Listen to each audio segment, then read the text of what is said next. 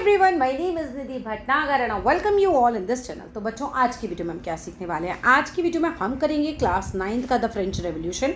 हम एक ही वीडियो में इस पूरे चैप्टर को कवर करने वाले हैं। जो इसके 6 के 6 पार्ट्स हैं, हम 6 के 6 पार्ट्स अपनी इसी वीडियो में ख़त्म करने वाले हैं। तो ध्यान से देखना और अपने बुक्स को चाहो तो हाथ में लेकर बैठ सकते हो, क्योंकि कुछ मीनिंग्स हैं जो तुम अपने हाथ के हाथ बुक में लिख सकते हो। तो चलो विदाउट डिले अपनी वीडियो को स्टार्ट करते हैं। देखो, द फ्रेंच रेवोल्यूशन यानी फ्रांस में होती है एक बहुत बड़ी क्रांति। ऑन द मॉर्निंग ऑफ 14 जुलाई 1789, सुबह है 14 जुलाई 1789 की, the city of Paris was in a state of alarm. जो पेरिस का शहर है वहाँ पे स्टेट ऑफ अलार्म का मतलब होता है आतंक का माहौल। वहाँ पे अफरा तफरी मची पड़ी है। जैसे होता है ना, लोग इधर उधर भाग रहे हैं, तो इस तरह की अफरा तफरी वाला माहौल है। The king had commanded troops to move into the city. जो राजा है उसने अपने ट्रूप्स यानी सेना को क्या कहा है, कमांड दी है कि भाई तुम जाओ और शहर में घुस जाओ। क्यों? रूमर्स स्प्रेड, ऐसी अफवाह शहर में फैल गई है that he would soon order the army to open fire upon the citizens. अब एक अफवाह फैल गई पूरे शहर में कि जो राजा है वो अपनी सेना को इसलिए उसने भेज दिया शहर में कि वो जल्दी से क्या कर देगी, लोगों के ऊपर कहीं ना कहीं ओपन फायर कर देगी, मतलब जैसे गोलियां चला देगी। इस तरीके की एक अफवाह जनता में फैली है। हकीकत में ऐसा नहीं हुआ था, ये एक अफवाह थी। सम 7,000 man and women gathered in front of the town hall. अब 7,000 आदमी और औरतें, भाई इस तरह की अफवाह फैलेगी लोग घबरा जाएंगे, तो 7,000 आदमी और औरतें जो होते हैं और टाउन हॉल के सामने जाके इकट्ठा हो जाते हैं। And decided to form a people's militia. और उन्होंने डिसाइड किया कि हम लोगों की, मिलिटिया का मतलब होता है जन सेना, यानी लोगों की सेना। उधर राजा की सेना आ रही है, गोली मारने आ रही है, तो पब्लिक को भी तो अपनी एक सेना बनानी पड़ेगी ना। तो लोगों ने डिसाइड किया कि हम क्या बनाएंगे, हम पीपल मिलिटिया बनाएंगे। And they broke into the number of government building in search of arms. लोग जो हैं वो गवर्नमेंट बिल्डिंग्स में घुस गए थे। क्यों घुस गए थे भाई? उनको आर्म्स चाहिए। अब वो राजा की सेना के पास तो बहुत सारे हथियार होंगे ना, तो इनको अपनी सेना बनाने के लिए भी बहुत सारे हथियारों की ज़रूरत थी। आई होप ये पैराग्राफ समझ में आ गया। अब नेक्स्ट देखो, finally a group of several 100 people March towards the eastern part of the city. अब फाइनली क्या होता है, ग्रुप होता है कुछ 100 लोगों का, मतलब जैसे सैकड़ों लोगों का ग्रुप बोलते हैं ना, 400 लोग 500 लोग ऐसे दे नहीं रखा, बस कुछ सैकड़ों लोग आपको दे रखे हैं। वो लोग मार्च करते हैं, यानी कि आगे बढ़ते हैं eastern part of the city, शहर के ईस्टर्न पार्ट में। And stormed the fortress present the Bastille. और क्या तोड़ देते हैं? स्ट्रोम्ड का मतलब होता है तोड़ डालना, अपनी बुक में लिख सकते हो। स्ट्रोम्ड का मतलब होता है तोड़ डालना। वो फॉरेस्ट प्रेजेंट को तोड़ डालते हैं बेस्टील के। बेस्टील का किला होता है, उसके अंदर जो जेल होती है उसको वो लोग तोड़ डालते हैं। क्यों तोड़ डालते हैं आप लोगों को मैंने बता ही दिया, क्योंकि उनको क्या चाहिए भैया, where they hoped to find hoarded ammunition. Ammunition का मतलब होता है गोला बारूद। जहाँ इनको ये आशा होती है कि यहाँ इनको इकट्ठा गोला बारूद मिल जाएगा। भाई देखो, राजा की अफवाह उड़ी है ना कि राजा ने बोला है अपनी उसको आर्मी को कि भाई जाओ जाके ओपन फायर कर दो, जबकि राजा ने ऐसा बोला नहीं होता, लेकिन अफवाह फैली होती है। तो लोगों को क्या चाहिए भाई, कहीं ना कहीं से लोगों को अपनी मिलिटिया बनाने के बाद उन्हें हथियार चाहिए। हथियारों की तलाश में वो पहुंच जाते हैं फोर्टेस्ट प्रेजेंट पे, बेस्टिल के किले पे, और जेल में घुस जाते हैं कि उनको लग रहा है कि हमें यहाँ पर गोला बारूद मिल जाएगा। इन द आर्म्ड फाइट, अब ये जो हथियारों के लिए लड़ाई हो रही होती है, that followed the commander of Bastille was killed. अब यहाँ पर बेस्टाइल का जो कमांडर होता है, उस किले का जो कमांडर होता है, उस जेल का जो कमांडर होता है, वहाँ पे वो मारा जाता है। एंड द प्रिजनर रिलीज, और जितने भी प्रिजनर्स होते हैं, जो भी कैदी होते हैं, उनको रिलीज़ करा दिया जाता है। Though there were only 7 of them, लेकिन ऐसा नहीं कि वहाँ पे बहुत सारे कोई कैदी थे, केवल 7 कैदी थे। नंबर याद रखना, केवल 7 कैदी थे उस जेल के अंदर। Yet the Bastille was hated by all. देखो, हम ये जानते हैं कि बेस्टाइल का जो किला था, वो तो जेल तो बात अलग हो गई, अंदर किले की जेल थी, लेकिन बेस्टाइल का जो किला था ना, उस किले से पब्लिक बहुत हेट करती थी, because it stood for the despotic power of the king. वो इसलिए नफरत करते थे क्योंकि ये राजा की निर्कुंज शक्तियों, डेस्पोटिक पावर, निर्कुंज शक्तियों का प्रतीक था। निर्कुंज शक्तियाँ, देखो राजा की जो पावर होती थी बच्चों, वो अनकंट्रोल्ड होती थी। राजा ने कहा इसको फांसी चढ़ा दो, राजा ने कहा इसको जेल में डाल दो, अंकुश नहीं था। राजा ने कहा ये करना है वो करना है, तो उसके हिसाब से चलता था, इसीलिए डेस्पोटिक पावर बोला जा रहा है। अब राजा से नफरत करते थे तो उसके किले से भी लोग नफरत करते थे। The fortress was demolished, fortress जो था डिमोलिश कर दिया गया, तोड़ फोड़ दिया गया राजा का। And stone fragments were sold into the markets, और जो पत्थर के छोटे छोटे टुकड़े जो फोर्ट्रेस को तोड़ के निकले थे, वो बाजार में बेचे गए। Those who wish to keep a souvenir of its destruction. और कौन खरीदता था, कि किस लिए बेचे गए थे?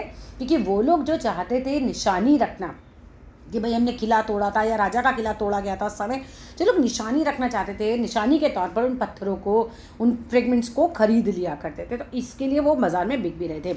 नेक्स्ट बात, the day that followed so more writing both in Paris and country side. उस दिन के बाद, ये जो 1789 वाला दिन था 14 जुलाई का, इस दिन के बाद तो भाई बहुत सारे इस तरह के इवेंट्स हुए, बहुत सारे रॉइट्स मीन दंगे हुए, आप लिख सकते हो दंगे हुए, संघर्ष हुआ पेरिस में भी और कंट्री साइड यानी कि देहाती जगहों पे, यानी कि गांव वगैरह में भी। Most people were protesting against the high price of the bread. अब ज़्यादातर लोग क्यों इतना, मतलब जो इतने सारे इवेंट्स बाद में हुए उसमें से बहुत सारे इवेंट्स किस लिए हुए, क्योंकि लोगों को खाने के लिए नहीं था, ब्रेड का प्राइस बहुत ज़्यादा बढ़ता जा रहा था। ब्रेड उनका स्टेपल डाइट था, यानी कि रोज़मर्रा में जैसे आप रोटी खाते हो, चावल खाते हो, तो वो लोग ब्रेड खाया करते थे। तो ब्रेड उनका स्टेपल डाइट था और वो उनको खाने को मिल नहीं रहा था, इसकी वजह से लोग बहुत दंगे कर रहे थे, प्राइस बहुत ज़्यादा बढ़ता जा रहा था। मच लेटर, इसके इस 14 जुलाई 1789 के बहुत टाइम बाद, when historians looked back upon this time, जब इतिहासकारों ने समय को देखा कि भाई ये जो टाइम है ये किस तरीके से उस समय क्या क्या हुआ होगा, तो इस टाइम को किस तरीके से देखा, they saw it as the beginning of chain of events. उन्होंने ऐसे देखा कि भाई उस दिन के बाद तो बहुत सारे इवेंट्स हुए, इस तरह के चेन ऑफ इवेंट्स हुए, ठीक है, और ultimately led to the execution of the king in France. और फाइनली क्या हुआ, फ्रांस के राजा को फांसी पर चढ़ा दिया गया था। फांसी भी नहीं मारा था उसको, गुलोटिन से मार दिया गया था, बेसिकली उसको किल कर दिया गया था, ठीक है। दो most people at the time did not anticipate this outcome. But ऐसा नहीं कि जब 14 जुलाई को लोग 1789 में जब सड़कों पर उतरे, स्टेट ऑफ अलार्म का एक तरीके से माहौल था, तो लोगों ने ऐसा कुछ सोचा था कि राजा को मार दिया जाएगा, ऐसा नहीं था उस समय। उन्होंने एंटिसिपेट करने का मतलब होता है उम्मीद, लोगों को उम्मीद भी नहीं थी इस तरह के आउटकम की, बट ऐसा हुआ था। How and why did this happen. ये तो तुमने पूरा का पूरा सिनारियो पढ़ा, ये क्यों हुआ, ऐसा क्या हुआ कि लोग जो थे वो सड़कों पर उतर आए, ऐसा क्या हुआ कि फाइनली राजा को मार दिया गया, यही सब कुछ हम पढ़ने वाले हैं अपने चैप्टर में। ये थी चैप्टर की एक बैकग्राउंड हम कह सकते हैं, जैसे पिक्चर का फ्लैशबैक। अब ना स्टोरी जो थी फ्लैशबैक में दिखाई गई थी, अभी देखो स्टोरी स्टार्ट होती है। ये देखो बास्टिल के किले को तोड़ते हुए दिखाया जा रहा है। अब आ जाते हैं हम अपना फर्स्ट पार्ट लेकर, इसमें 6 पार्ट्स में ये चैप्टर है। फर्स्ट पार्ट पे आ जाओ। देखो इन 1774 में क्या है, French society during the late 18th century. पूरा टॉपिक है हमारा फ्रांस का साम्राज्य कैसा था, सोसाइटी कैसी थी, समाज कैसा था during the late 18th century में। समाज की संरचना कैसी थी, कैसे कैसे लोगों को हमने बांट रखा था, ठीक है। अब अगर हम बात करते हैं इन 1774, जब 1774 की बात है, देखो 1789 वहाँ हमने पढ़ा, अभी पीछे आ जाओ टाइम के। 1774 में क्या होता है, Louis 16 of the Bourbon family of kings. Louis 16 होता है बर्बन फैमिली का, जैसे मैं भटनागर फैमिली की हूँ, तुम शर्मा फैमिली के हो सकते हो, ऐसे ही ये बर्बन फैमिली का राजा था। एसेंडेड मतलब बैठा था किस पे, थ्रोन ऑफ फ्रांस पे, फ्रांस के सिंहासन पे बैठा है ना, यानी कि राजा बना। ही वॉज 20 years old, वो केवल 20 साल का था, and married to Austrian princess Marie Antoinette.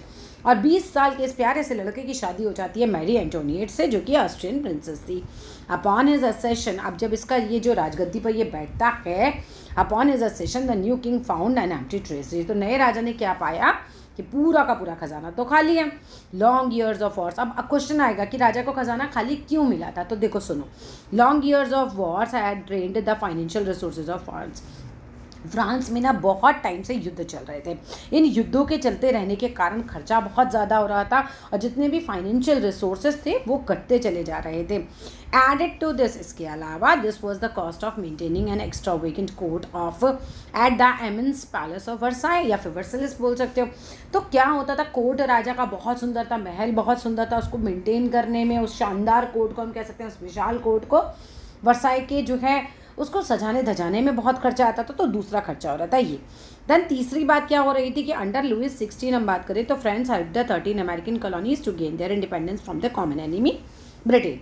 अब जैसे हमारा राजा गद्दी पर बैठता है, ये मदद करता है किसकी, अमेरिकन कॉलोनीज़ की। कॉलोनीज़ क्या होती हैं, देखो ब्रिटेन ने हमें भी अपना कॉलोनी बना रखा था, यानी कि ऐसी जगह जहाँ पर हमारे को कैसे कॉलोनी बना रखा था, हमसे समझ जाओगे तो, मतलब हम पर वो शासन करते थे, है ना, हमारे यहाँ की चीज़ों को खुद अपने देश के लिए यूज़ कर रहे हैं, रिसोर्सेज को यूज़ कर रहे हैं, हमें अपना कॉलोनी बना रखा था।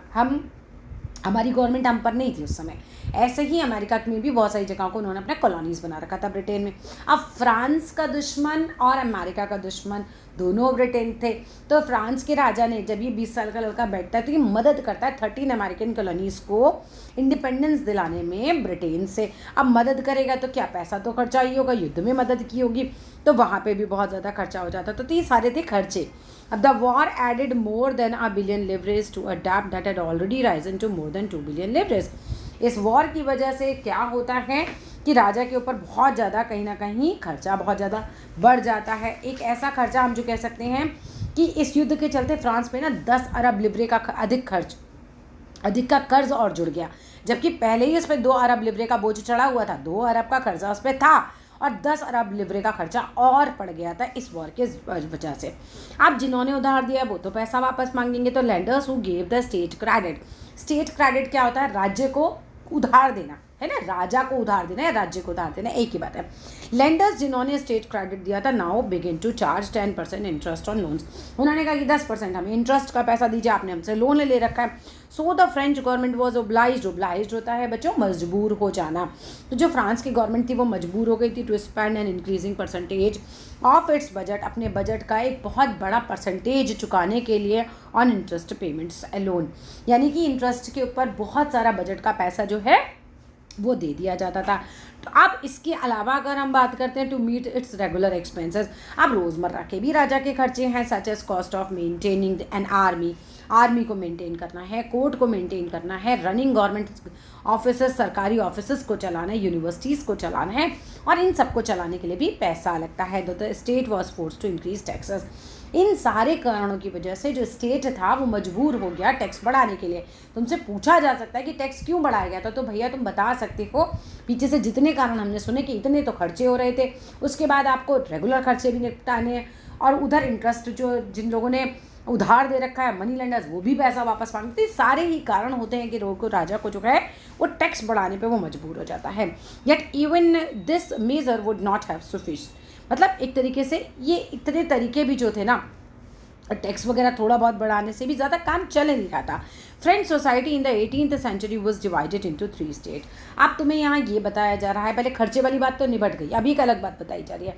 तो जो फ्रांस का सोसाइटी था ना वो 3 स्टेट में बटा हुआ था, यानी 3 कैटेगरीज में बटा हुआ था। And only members of the 3rd state paid taxes. केवल 3rd स्टेट के जो लोग हैं वो टैक्स पे करते थे। फर्स्ट स्टेट में कौन आते थे मैं तुम्हें बता देती हूँ, साइड में पिक्चर है, चलो वहाँ पे पहले स्टेट समझ लो। पहले स्टेट के लोग यानी फर्स्ट कैटेगरी के लोग होते थे क्लर्जी, जो कि चर्च में काम करते थे, बिशप वगैरह हो गए, पादरी हो गए, राइट। सेकंड स्टेट में आते थे नोबिलिटी का मतलब हो गया जैसे राजा के परिवार वाले है ना, बड़े लेवल के जो मंत्री वगैरह है वो आ जाते थे। एंड 3rd लेवल पे आते थे बेचारे, 3rd लेयर में भी 3 लेयर के लोग हैं।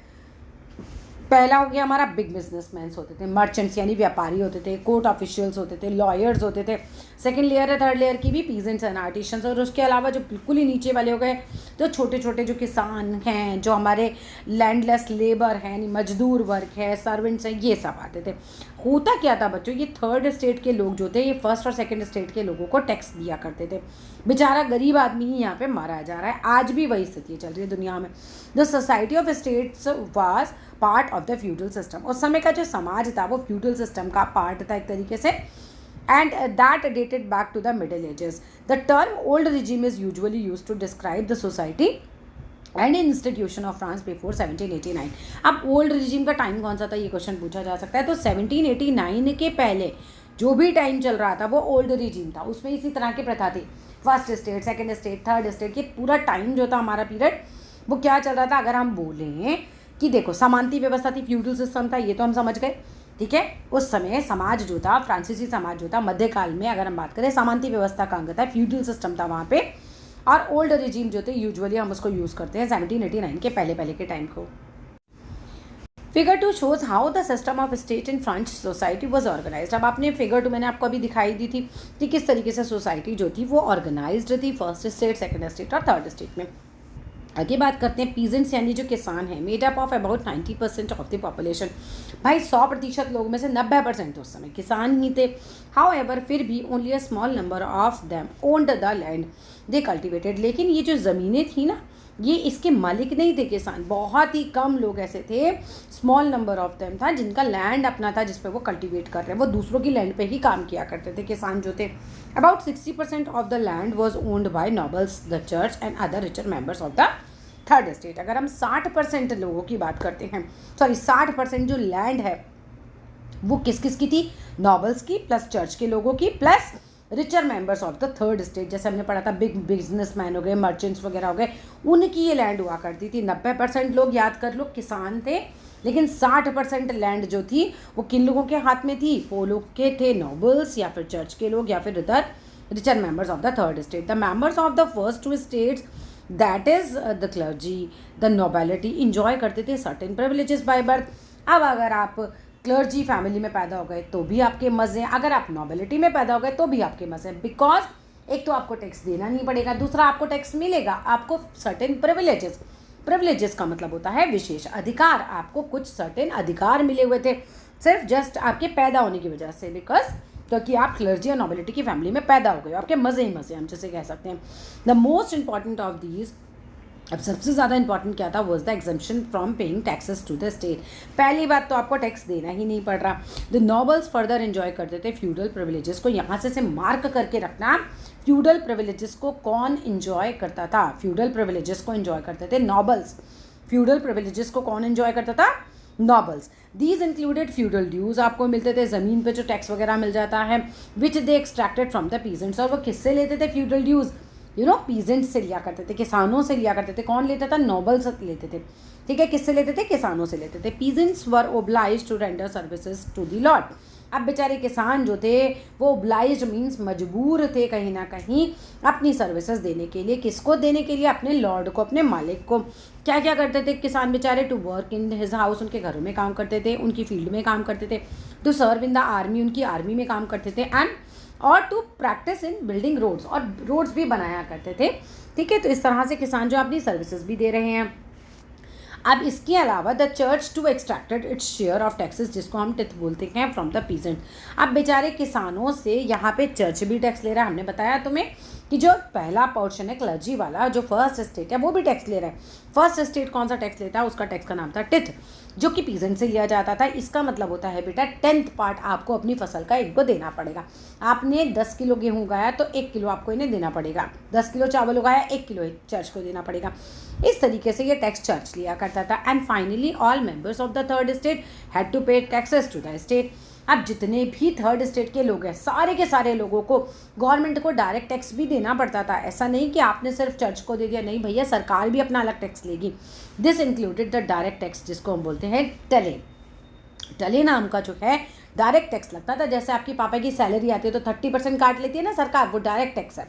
अब डायरेक्ट टैक्स भी दे दिया, चर्च को टैक्स भी दे दिया, and number of indirect taxes भी लोगों पर लगाए जाते थे, which were levied on articles of everyday consumption.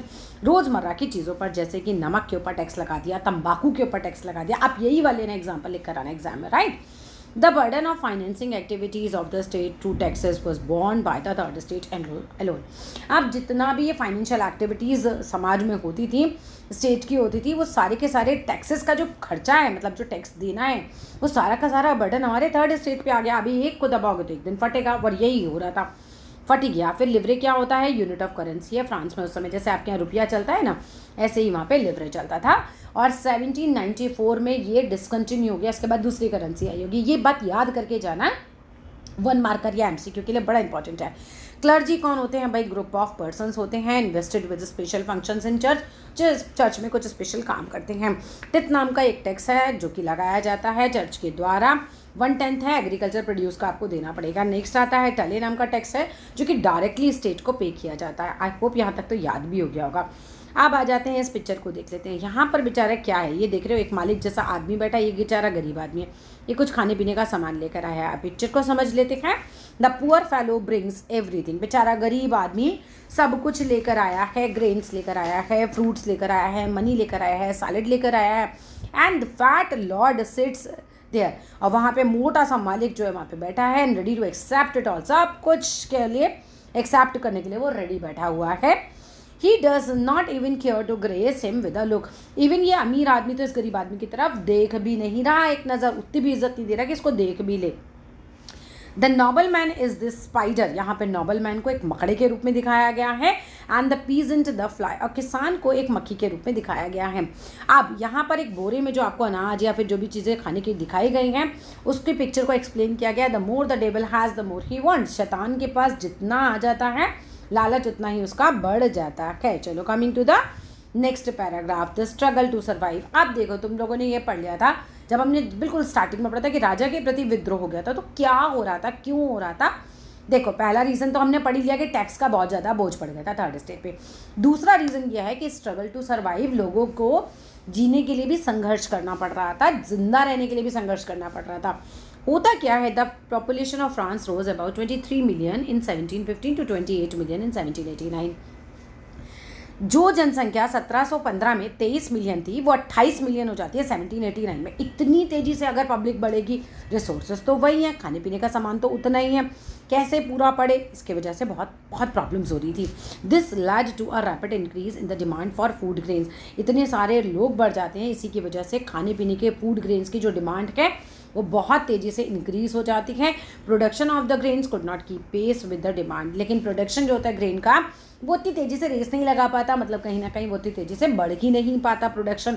So the prices of the bread, जो ब्रेड के प्राइजेज होते हैं which was the staple diet of the majority, rose rapidly. जो लोगों की स्टेपल डाइट है, जैसे आपकी रोटी या दाल चावल है, ऐसे ही वहाँ के लोग उस समय ब्रेड खाया करते थे. अब वो स्टेपल डाइट जो है उसके प्राइस इतने ज़्यादा बढ़ जाते हैं और मेजॉरिटी और पीपल वही खाता है. सो मोस्ट वर्कर, अब एक और रीज़न दिया क्या कि most workers were employed as labourers. बहुत सारे जो वर्कर्स हैं वो मजदूरों की तरह काम करते थे वर्कशॉप्स में. Whose owner fix their wages, उनका जो ओनर होता था वो उनके वेजेस को फिक्स कर देता था कि भाई एक दिन काम करोगे तो आपको 50 रुपया मिलेगा. अब वो 50 रुपये तो 50 ही रुपये रहेंगे, लेकिन खर्चा तो बढ़ता जा रहा है, ब्रेड के प्राइस तो बढ़ते जा रहे हैं. But wages did not keep pace with the rise in prices, लेकिन वेजेस जो थे वो प्राइजेस के हिसाब से बढ़ नहीं पा रहे थे. So the gap between the poor and the rich widened. इस तरीके से गरीब और अमीर के बीच का जो गैप था वो बहुत बढ़ता जा रहा था. थिंग्स बिकेम वर्स, चीज़ें बहुत ज़्यादा वर्स होती जा रही थी, ख़राब होती जा रही थी. व्हेनेवर ड्रॉथ और हेल रिड्यूस द हार्वेस्ट, कब चीज़ें और ज़्यादा ख़राब हो जाती थी, जब या तो वहाँ पर ड्रॉथ पड़ जाए, सूखा पड़ जाए, या वहाँ पर हेल पड़ जाए यानी कि वहाँ पर ओले पड़ जाए, तब स्थितियाँ और ज़्यादा ख़राब हो जाती थी. And this led to subsistence crisis, इसकी वजह से जीविका संकट, यानी कि आपको बेसिक चीज़ें भी नहीं मिलती थी, जीविका संकट जो है वो पैदा हो जाता था. Something that occurred frequently in France during the old regime. 1789 के पहले के टाइम को ओल्ड रिजीम बोलते हैं. ओल्ड रिजीम में सब्सिस्टेंस क्राइसिस एक बहुत कॉमन प्रॉब्लम थी. जीविका संकट ऐसा होता ही रहता था. सब्सिस्टेंस क्राइसिस का मतलब होता है an extreme situation with the basic means of livelihood are endangered. एक ऐसी एक्सट्रीम सिचुएशन जहाँ पर जीने के लिए बेसिक चीज़ें भी जो हैं खतरे में पड़ जाती हैं. एनॉनिमस का मतलब होता है one whose name remains unknown, एक ऐसा इंसान जिसका नाम हमेशा अननोन रहे. चलिए coming to the next paragraph, how a subsistence crisis happens, किस तरीके से जीविका संकट कैसे उत्पन्न होता है, ये आपको पिक्चर में दिखा रखा है, ये बाद में देखेंगे. अभी आते हैं सीधा पैराग्राफ की तरफ. A growing middle class envisages and and to privileges. देखो अब क्या हो रहा है, हमने पढ़ा बहुत गरीब लोग होते थे, ठीक है, थर्ड स्टेट के लोग हैं, बहुत गरीब हैं. अब बीच में एक मिडिल क्लास आने लग गया, उभरता हुआ मध्य वर्ग आने लगा. ग्रोइंग मतलब होने लगा कौन, मिडिल क्लास, जैसा आज होता है कि बहुत ना तो अमीर ना बहुत ज़्यादा गरीब. इन्वेस्टेजेस का मतलब होता है, इन्वेस्टेजेस का मतलब हो गया कहीं ना कहीं कि कल्पना करना. तो ग्रोइंग मिडिल क्लास जो था वो कल्पना करने लगा था एंड ऑफ प्रिविलेजेस की, लोगों के प्रिविलेजेस को, विशेष अधिकारों को ख़त्म करने की कल्पना करने लगा. मतलब मध्य वर्ग के लोग ये सोचने लगे कि राजा को इतने अधिकार क्यों, राजा की फैमिली को इतने अधिकार क्यों, आज आप पादरी हैं इनको इतने अधिकार क्यों, ऐसे प्रश्न उठने लगे. पहले तो लोग राजा को भगवान समझते थे ना, उसके पहले ऐसा कोई प्रश्न नहीं था. चर्च के लोग उनके लिए भगवान है, राजा उनके लिए भगवान है. बट अभी जो ग्रोइंग मिडिल क्लास है ये थोड़ा पढ़ लिख गया ना, इसमें बुद्धि आ गई, इस पर थोड़ा पैसा आ गया, तो कल्पना करने लगा कि भाई ये एंड होना चाहिए इन प्रिविलेजेस का, जो इन लोगों को इतने विशेष अधिकार मिलते हैं. इन द पास्ट, अगर हम पास्ट की बात करते हैं तो पीजेंट्स ने, वर्कर्स ने, peasants and workers had participated in revolts against increasing taxes and food scarcity. देखो पास्ट में भी 1789 के पहले भी पीजेंट्स ने, वर्कर्स ने पार्टिसिपेट किया था, इस तरह के विद्रोह उन्होंने किए थे। ठीक है, ऐसा नहीं कि ये विद्रोह कोई पहली बार हुआ था, टैक्स बढ़ा है या फिर फूड स्कार्सिटी हो रही है तो कोई विद्रोह हुआ है, पहली बार नहीं था। 1789 के पहले भी बहुत बार ऐसा हुआ था, but they lacked the means and the programmes to carry out full scale measures. But उनके पास बहुत कमी थी, ना तो उनके पास मीन्स थे, ना तो उनके पास साधन थे, युद्ध लड़ने के लिए हथियार नहीं थे, उनके पास कुछ नहीं था, ना उनके पास प्रोग्राम्स थे, कोई खास प्लानिंग नहीं थी, कोई प्रोग्राम नहीं था कि वो पूरी तरह से समाज में फुल स्केल बदलाव ला सके, चेंज ला सके सोसाइटी में, उसके सोशल और इकोनॉमिक ऑर्डर में, सामाजिक तौर पे समाज को पूरा बदल सके, इकोनॉमिक तौर पर पूरा बदल सके। ऐसा उनके पास ना तो मीन्स थे, ना तो प्रोग्राम्स थे, ना तो मीन्स थे, ना तो प्रोग्राम्स थे। This was left to those groups within the third estate who had become prosperous and had access to education and new ideas. अब ये जो काम होता है ना, ये जिम्मेदारी किस पर आ जाती है? थर्ड स्टेट के उन लोगों के पास आ जाती है जो थोड़े प्रॉस्परस हो गए, जिनके पास थोड़ी सी पैसा आ गया। जब पैसा आ जाता है और थोड़ा एजुकेशन आ गई तो उन लोगों के दिमाग में आते हैं नए नए आइडियाज़। अब पढ़ने के बाद आप अपने अधिकार समझने लगते हैं, पढ़ने के बाद आपको पता चलता है कि यार ये तो हमारे साथ गलत हो रहा है, हमारे साथ इस तरह से हमसे टैक्सेस वसूले जा रही है, तो आपको थोड़ी अक्ल आने लग जाती है, इसीलिए पढ़ाई कराई जाती है बच्चों। तो यही हो रहा था, तो जिम्मेदारी आ जाती है कि समाज को थोड़ा उद्धार किया जाए, समाज को सुधारा जाए, सोशल और इकोनॉमिक ऑर्डर में एक तरीके से चेंजेस लाए जाए। तो ये जिम्मेदारी किस लोगों पर आई? ये आई पढ़े लिखे मिडिल क्लास लोगों के ऊपर। The 18th century witnessed the emergence of social group. जो 18वीं शताब्दी है उसमें नए नए समूहों का उदय होने लगा, समाज में नए नए लोग आने लग गए थे, मिडिल क्लास लोग आ गए थे, टर्म्ड एज मिडिल क्लास। उसके पहले अमीर है या तो गरीब है, मिडिल क्लास नहीं था। Who earned there wealth through an expanding overseas trade. अब ये मिडिल क्लास लोगों के पास पैसा कहाँ से आया?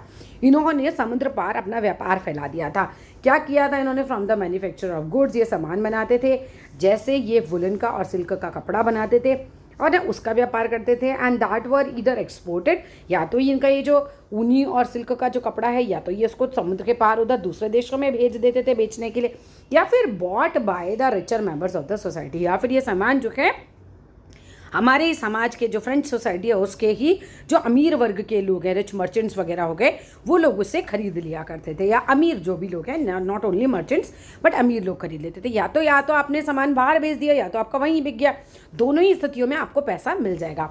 इन एडिशन टू मर्चेंट्स के अलावा, यानी व्यापारियों के अलावा, एंड मैन्युफैक्चरर्स जो चीज़ें बनाते हैं उनके अलावा, the third state included professions. Third state के लोग कौन कौन से और प्रोफेशंस करते थे? सच एज लोग लॉयर्स हुआ करते थे और एडमिनिस्ट्रेटिव ऑफिशियल्स हुआ करते थे। All of these were educated, और ये सभी पढ़े लिखे होते थे। एंड बिलीव्ड, ये विश्वास करते थे that no group in the society should be privileged by birth. और इनका विश्वास था कि कोई भी ग्रुप समाज में ऐसे प्रिविलेज्ड नहीं होना चाहिए, ऐसे उनको विशेष अधिकार प्राप्त नहीं होने चाहिए। रादर अ पर्सन्स सोशल पोजीशन किस पे डिपेंड होनी चाहिए? उसकी मैरिट, यानी उसकी योग्यता पर डिपेंड होनी चाहिए। Person social position must depend on his merit, उसकी योग्यता पे होनी चाहिए। These ideas in besieging a society. अब ये जो आइडियाज़ थे, है ना, कि भाई विशेष अधिकार नहीं होने चाहिए, इस तरह के जो आइडियाज़ थे समाज में, इससे लोग कल्पना करने लगते हैं एक ऐसी सोसाइटी की जो कि बेस्ड हो ऑन फ्रीडम पे एंड इक्वल लॉज हो सबके लिए, मतलब कानून बराबर हो, लोगों को समाज में फ्रीडम मिले एंड अपॉर्चुनिटीज़ फॉर ऑल हो, सभी लोगों को अपॉर्चुनिटीज़ मिले। और इस तरह के ideas were put forward by philosophers such as John Locke and Jean Jacques Rousseau. इस तरह के आइडियाज़, फ्रीडम के आइडियाज़, इक्वल लॉ के आइडियाज़, अपॉर्चुनिटी फॉर ऑल, ये तीनों आइडियाज़ ध्यान रखना। ये तीनों तरीके के आइडियाज़ जो थे, कुछ फिलोसोफर्स थे, जैसे जॉन लॉक का आपको एग्जांपल दिया, जो जॉक रूसो का, आपको जीन जॉक रूसो बोल सकते हैं आप इसको, जीन जॉक रूसो जो थे, इनके द्वारा लोगों के सामने इस तरह के आइडियाज़ रखे गए। मतलब लोगों को इन्होंने समझाया कि भाई इक्वल लॉज होने चाहिए, भाई समाज में फ्रीडम होनी चाहिए सबके लिए, अपॉर्चुनिटी एक राजा या उसके परिवार के लिए या फिर चर्च के पादरियों के हाथ में नहीं होनी चाहिए, सबके हाथ में होनी चाहिए। In the two treatises of government, अब इन्होंने टू ट्रिटीज ऑफ गवर्नमेंट में लॉक ने, यानी कि जॉन लॉक ने, सॉट टू रिफ्यूट, अब यह वर्ड पकड़ के रखना, sought to refute the doctrine of the divine and absolute right of the king. Sought मतलब होता है मांग करना। किस चीज़ की मांग करी इन्होंने? रिफ्यूट मतलब खंडन करो, खंडन करना एक तरीके से, जैसे नहीं मानना चाहिए। किस सिद्धांत को? डॉक्ट्राइन मतलब सिद्धांत को। किस सिद्धांत को खत्म करने की मांग करी? डिवाइन एंड एब्सोल्यूट राइट, कि भाई राजा को डिवाइन यानी ये देवीय अधिकार क्यों, ये एब्सोल्यूट राइट राजा को क्यों दिया गया है, ये नहीं होना चाहिए। Rousseau carried the idea forward. अब रूसो इन्होंने जब जॉन लॉक ने अपने आइडियाज़ रखे तो रूसो ने भी क्या किया, उनके आइडियाज़ को आगे बढ़ाया, फॉरवर्ड किया and proposing a form of government based on social contract. इन्होंने प्रपोज किया कि सरकार जो है वो कैसे होनी चाहिए, बेस्ड होना चाहिए सोशल कॉन्ट्रैक्ट के ऊपर, यानी कि सरकार जो है वो एक सोशल कॉन्ट्रैक्ट होना चाहिए between people and their representatives, लोगों के बीच में और उनके रिप्रेजेंटेटिव्स यानी मंत्रियों के बीच में एक सोशल कॉन्ट्रैक्ट की तरह सरकार होनी चाहिए। In the spirit of laws, ये किताब का नाम है। मॉन्टेस्क्यू ने प्रपोज किया डिवीजन ऑफ पावर को। मॉन्टेस्क्यू ने अपनी किताब द स्पिरिट ऑफ लॉज में लिखा, ये पूछा जा सकता है मॉन्टेस्क्यू की बुक का नाम, या फिर ये ऐसे पूछा जा सकता है स्पिरिट ऑफ लॉज किसने लिखी थी, ठीक है। तो इन्होंने बताया कि पावर जो होनी चाहिए, क्या होनी चाहिए, with in the government, between the division of power होना चाहिए विद इन द गवर्नमेंट। सरकार में भी एक आदमी के हाथ में सारी पावर नहीं होनी चाहिए, पावर का डिवीजन होना चाहिए between legislative, executive and judiciary, जैसा कि आज इंडिया में तुम देखते हो। दिस मॉडल अब government was put into force in the USA. अब मॉन्टेस्क्यू का इस तरीके का सरकार का जो एक तरीके से मॉडल है डिवीजन ऑफ पावर वाला, वो यूएसए ने अडॉप्ट कर लिया। कब? After the 13 colonies declare there independence from Britain. अभी इस चैप्टर के शुरू में हमने पढ़ा था ना कि फ्रांस के राजा ने 13 कॉलोनीज़ को इंडिपेंडेंस दिलाने में मदद की थी। तो जब इन्हें इंडिपेंडेंस मिल गई थी 13 कॉलोनीज़ को अमेरिका की, तब जो है कहीं ना कहीं इन्होंने मॉन्टेस्क्यू का ये जो है ना डिवीजन ऑफ पावर वाला, ये अपने देश में उतारा था सरकार का मॉडल। द अमेरिकन कॉन्स्टिट्यूशन, जो अमेरिका का कॉन्स्टिट्यूशन था, and it's guarantee of individual right, और जिस तरह से इसमें हर एक इंडिविजुअल को उसके अधिकार दिए गए थे, was an important example of political thinker in France. ये बहुत इंपॉर्टेंट एक तरीके से पॉलिटिकल थिंकर्स फ्रांस के जो थे उनके लिए एक एग्जाम्पल बन जाता है कि भाई देखो उनके देश में लोगों को अधिकार मिल सकते हैं, इंडिविजुअल राइट्स मिल सकते हैं, डिवीजन ऑफ पावर हो सकता है, तो फिर हमारे देश में क्यों नहीं हो सकता। तो पॉलिटिकल थिंकर्स, जो राजनीतिक विचारक थे, वो लोग इस बारे में विचार करने लगते हैं। The ideas of these philosophers were discussed intensively in saloons. अब इस तरह के आइडियाज़ की लोगों को अधिकार मिले, डिवीजन ऑफ पावर हो, इस तरह की बातें जो थी वो सैलून्स में डिस्कस होने लग गई, कॉफ़ी हाउसेस में डिस्कस होने लग गई, and spread among people through books, लोगों को बीच में बुक्स के द्वारा, न्यूज़पेपर्स के द्वारा फैलने लग गई। These were frequently read allowed in groups, और इस तरह की बातें ज़ोर ज़ोर से लोगों के बीच में पढ़ी जाती थी, for the benefit of those who could not read and right. उन लोगों के बेनिफिट के लिए ज़ोर ज़ोर से पढ़ी जाती थी जो लोग ना तो रीड कर पाते थे ना तो राइट कर पाते थे, कुल मिलाकर अनपढ़ थे। तो अनपढ़ लोगों को लोग बोल बोल के समझाते थे। The news that Louis 16 plan to impose further taxes to be able to meet the expense of the state generated anger and protest against the system of privileges. अब होता क्या है, एक खबर फैल जाती है कि जो लुइस 16 है ना, वो प्लान कर रहा है इम्पोज करने के लिए और ज़्यादा टैक्सेस। किस लिए? क्योंकि उसको अपने खर्चे पूरे करने हैं। अब ऐसा बात जब पब्लिक को पता चलता है, एक तो वैसे ही भूखे मर रहे थे, तब पब्लिक के अंदर जनरेट हो जाता है बहुत ज़्यादा गुस्सा, लोगों को बहुत गुस्सा आता है, वो लोग प्रोटेस्ट करने लग जाते हैं इस तरह के सिस्टम ऑफ प्रिविलेजेस के लिए कि इन लोगों को विशेषाधिकार आखिर क्यों मिल रहे हैं। चलो, coming to the next page, the outbreak of the revolution. अब रेवोल्यूशन जो होता है उसका आउटब्रेक कैसे होता है, यानी क्रांति की शुरुआत कैसे होती है। लुइस, हम सोर्सेज के लिए एक अलग से बना देंगे वीडियो, जितने भी सोर्सेज वाले बॉक्सेस हैं ना उसका एक अलग वीडियो बनाएंगे। अभी मेन चैप्टर पे चलते हैं। The outbreak of the revolution, किस तरीके से क्रांति की शुरुआत होती है। देखो होता क्या, Louis 16 had to increase taxes for reasons you have learn in the previous section. हमने पिछले सेक्शन में ये पढ़ लिया कि भाई लुइस 16 की तो मजबूरी हो गई थी टैक्स बढ़ाना, इतने सारे खर्चे थे, बेचारा बंदा कैसे पूरे करता। How do you think he could have gone about doing this. भाई तुम्हें कैसे लगता है कि उसने ये सब कैसे किया होगा, खर्चे कैसे पूरे करेंगे अपने। In France of the old regime, 1789 के पहले के टाइम को ओल्ड रिजीम कहते हैं। फ्रांस में ओल्ड रिजीम के टाइम पे the monarch did not have the power to impose taxes according to his will alone.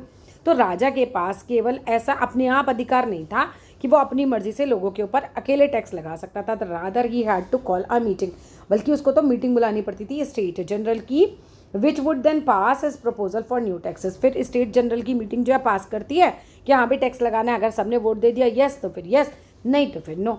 The state general was a political body. अब स्टेट जनरल क्या है ये भी तुम्हें पता होना चाहिए। पॉलिटिकल बॉडी है, जैसे हमारे यहाँ संसद है पॉलिटिकल बॉडी, ऐसी स्टेट जनरल एक पॉलिटिकल बॉडी है, to which the 3 states send their representative. इस पॉलिटिकल बॉडी में जो हैं तीनों स्टेट अपने अपने रिप्रेजेंटेटिव्स भेजते थे। मतलब वाला क्लर्जी जो है वो भी फर्स्ट स्टेट के, नॉर्मेलिटी सेकंड स्टेट हो गया, थर्ड स्टेट के लोग भी, तो सबके रिप्रेजेंटेटिव्स आते थे, मेंबर्स आते थे, बैठ के मीटिंग होती थी। हाउ एवर, फिर भी हम कह सकते हैं the monarch alone could decide when to call a meeting. Monarch को सिर्फ इतनी पावर थी कि मीटिंग कब बुलानी है वो राजा के हाथ में था। The last time it was done in 1614। Very important question for MCQ। Last time जो मीटिंग बुलाई गई थी वो 1614 में बुलाई गई थी, इतने साल पहले। ऐसा नहीं था कि स्टेट जनरल की मीटिंग कोई बहुत रेगुलरली बुलाई जाती थी। अब होता क्या है, ऑन 5 मई 1789 में Louis 16 call together an assembly of the state general. Louis 16 जो है वो स्टेट जनरल की मीटिंग बुलाता है, किस लिए? To pass proposal for new taxes, क्योंकि उसको नए नए टैक्सेस लागू करने थे, उसका प्रपोजल को उसको पास कराना था, तो वो मीटिंग बुला लेता है। रेस्प्लेंडेंट हॉल, जो रेस्प्लेंडेंट हॉल है हमारा, इतना शानदार हम उसे हॉल बोल सकते हैं, उसको सजाया जाता है ना, स्टेट जनरल की मीटिंग बुलाई जाती है, ठीक है। अब मेज़बानी के लिए आलिशान जो भवन है हमारा, वर्साए का या वर्सलेस बोल सकते हो, was prepare to host the delegates. Delegates होते हैं प्रतिनिधि, रिप्रेजेंटेटिव्स आ रहे हैं ना, तो उन लोगों के लिए तैयार किया जाता था। First and the second state sent 300 representatives each. 300 first state के लोग आते हैं, 300 सेकेंड स्टेट के लोग आते हैं, and who were seated in rows facing each other on two sides। कैसे बैठे हैं? जैसे राजा यहाँ गद्दी पर बैठा होगा, ठीक है, इस तरफ 300 फर्स्ट स्टेट के लोग, इस तरफ आमने सामने सेकंड स्टेट के लोग, तुम्हें दिख रहा है इस तरीके से आमने सामने बैठे हुए हैं सीट्स पर। आप बेचारे जो थर्ड स्टेट के लोग होते हैं, while the 600 members of the third state had to stand at the back. Third state के 600 लोगों को पीछे की तरफ खड़े रहना पड़ता है। पहली बेइज्जती तो यही हो गई। The third state was represented by it's more prosperous and educated members. अब थर्ड स्टेट के कौन से लोग आए थे रिप्रेजेंटेटिव्स बनकर? जिनके पास ज़्यादा पैसा था, जो एजुकेटेड मेंबर्स थे। Peasant, artisans and womens were denied entry to the assembly. किसानों को, आर्टिशंस को और औरतों को तो असेंबली में आने का भी अधिकार नहीं था बच्चों। हाउएवर, फिर भी देयर ग्रीवियंसेस, जो उनकी पीड़ाएँ थी, उनकी जो प्रॉब्लम्स थी एंड जो उनकी डिमांड्स थी, वर लिस्टेड इन सम 40,000 लेटर्स। 40,000 खतों में इन लोगों की जो डिमांड्स थी, इनकी जो प्रॉब्लम्स थी, वो पहुंच गई थी रिप्रेजेंटेटिव्स के द्वारा, है ना, which had the representative had bought with them, वो अपने साथ लेकर आए थे। Voting in the state general in the past had been conducted according to the principle that each state had one vote. तो वोटिंग कैसे होती थी थर्ड स्टेट में, मतलब सॉरी स्टेट जनरल की मीटिंग में वोटिंग कैसे होती थी कि हर स्टेट का एक वोट होगा। फर्स्ट स्टेट का एक वोट, सेकंड स्टेट का एक वोट, थर्ड स्टेट का एक वोट। अब तुम ये मान के चलो, इन दोनों फर्स्ट स्टेट सेकंड स्टेट को तो टैक्स मिलेगा ही, तो ये क्यों मना करेंगे कि टैक्स नहीं बढ़ाना चाहिए? तो यही होना था कि इन लोगों को नेचुरली ये लोग जीत जाएंगे, थर्ड स्टेट बंदा हार जाएगा। तो कभी वोटिंग होती थी तो इसी तरीके से होती थी। तो दिस टाइम भी क्या हुआ, to Louis 16 was determined to continue the same practice, कि भाई इस बार भी लुइस 16 ने यही सोचा कि यही प्रैक्टिस रखेंगे, हर एक स्टेट का एक वोट होगा। इसको पता था कि 2 वोट हमारे हो जाएंगे, एक इनका हो जाएगा, तो हम ही जीत जाएंगे। But members of the third state demanded the voting now. अब की बार इन्होंने कैसे डिमांड करी थर्ड स्टेट के लोगों ने कि voting now be conducted by assembly as a whole. उन्होंने कहा असेंबली को एज अ होल मानो and where each members would have one vote, हर मेंबर का एक वोट होना चाहिए। इस तरीके से वोटिंग होगी इस बार। अब थर्ड स्टेट के लोगों की बात सुनी थोड़ी जानी थी इतनी आसानी से। This was one of the democratic principle. ये तो एक डेमोक्रेटिक प्रिंसिपल है ना। डेमोक्रेसी में क्या होता है, हर एक को अपनी बात कहने का अधिकार है, हर एक को अपना वोट देने का अधिकार है, but put forward by philosophers like Rousseau in the book social contract. इस तरह के डेमोक्रेटिक प्रिंसिपल रूसो जैसे लोगों ने अपनी रूसो ने कहना चाहिए, फिलोसोफर रूसो ने अपनी बुक द सोशल कॉन्ट्रैक्ट में भी लिखा था, when the king rejected the proposal, but राजा तो बिल्कुल नहीं माना कि हर एक बंदे का एक वोट हो, क्योंकि पता था राजा को 600 वोट उधर उन लोगों के हो जाएंगे तो हम हार ही जाएंगे। तो इधर राजा ने ये चीज़ रिजेक्ट कर दी एंड क्या किया, members of the third state walked out, बाहर गुस्से में निकल जाते हैं स्टेट जनरल की मीटिंग से, है ना, of the assembly in protest. और प्रोटेस्ट में लोग जो हैं वो वहाँ से बाहर चले जाते हैं गुस्से में, जब इनकी ये बात नहीं मानी जाती। अब क्या होगा, घर चले जाएंगे? नहीं। The representatives of the third state viewed themselves as spokesman for the whole French nation. अब जितने भी रिप्रेजेंटेटिव्स आए थे थर्ड स्टेट की, ये अपने आप को मानते थे कि हम लोग पूरे थर्ड स्टेट यानी पूरे समाज के स्पोक्समैन, एक तरीके से उनके प्रवक्ता हैं, उनकी तरफ से हैं, उनके लीडर बनकर आए हैं, फ्रेंच नेशन को हम लोग रिप्रेजेंट कर रहे हैं। अब ऑन 20 जून, अब 14 जुलाई की बात हटा के अब आ जाओ यहाँ पर 20 जून की बात चल रही है।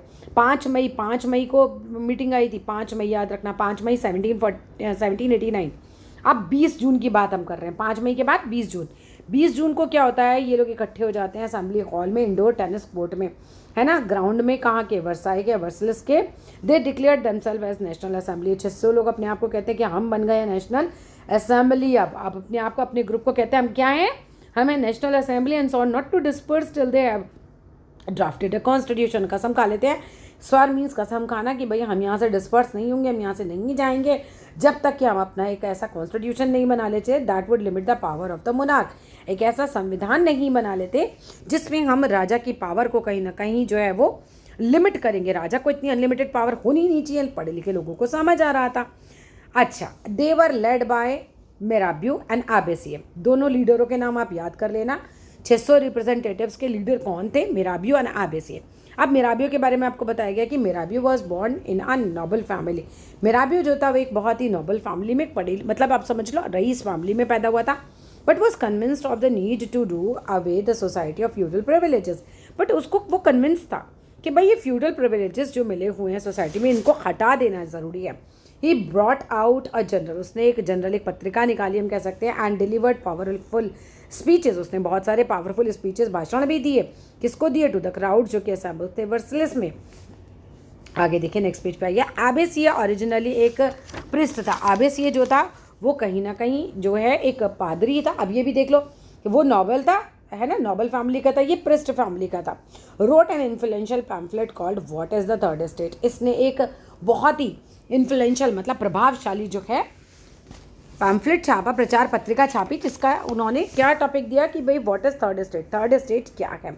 While the national assembly was busy in Versailles at Versailles drafting a constitution, एक टाइम था जिस समय हम बात करते हैं कि नेशनल असेंबली जो थी वो काफ़ी बिजी थी, वर्सलिस में ड्राफ्ट कर रही थी वो अपना संविधान। The rest of the France sat with turmoil, sat with turmoil को लिखो आंदोलित हो उठा, है ना, वहाँ पर तो मतलब आंदोलन चल पड़े थे पब्लिक में।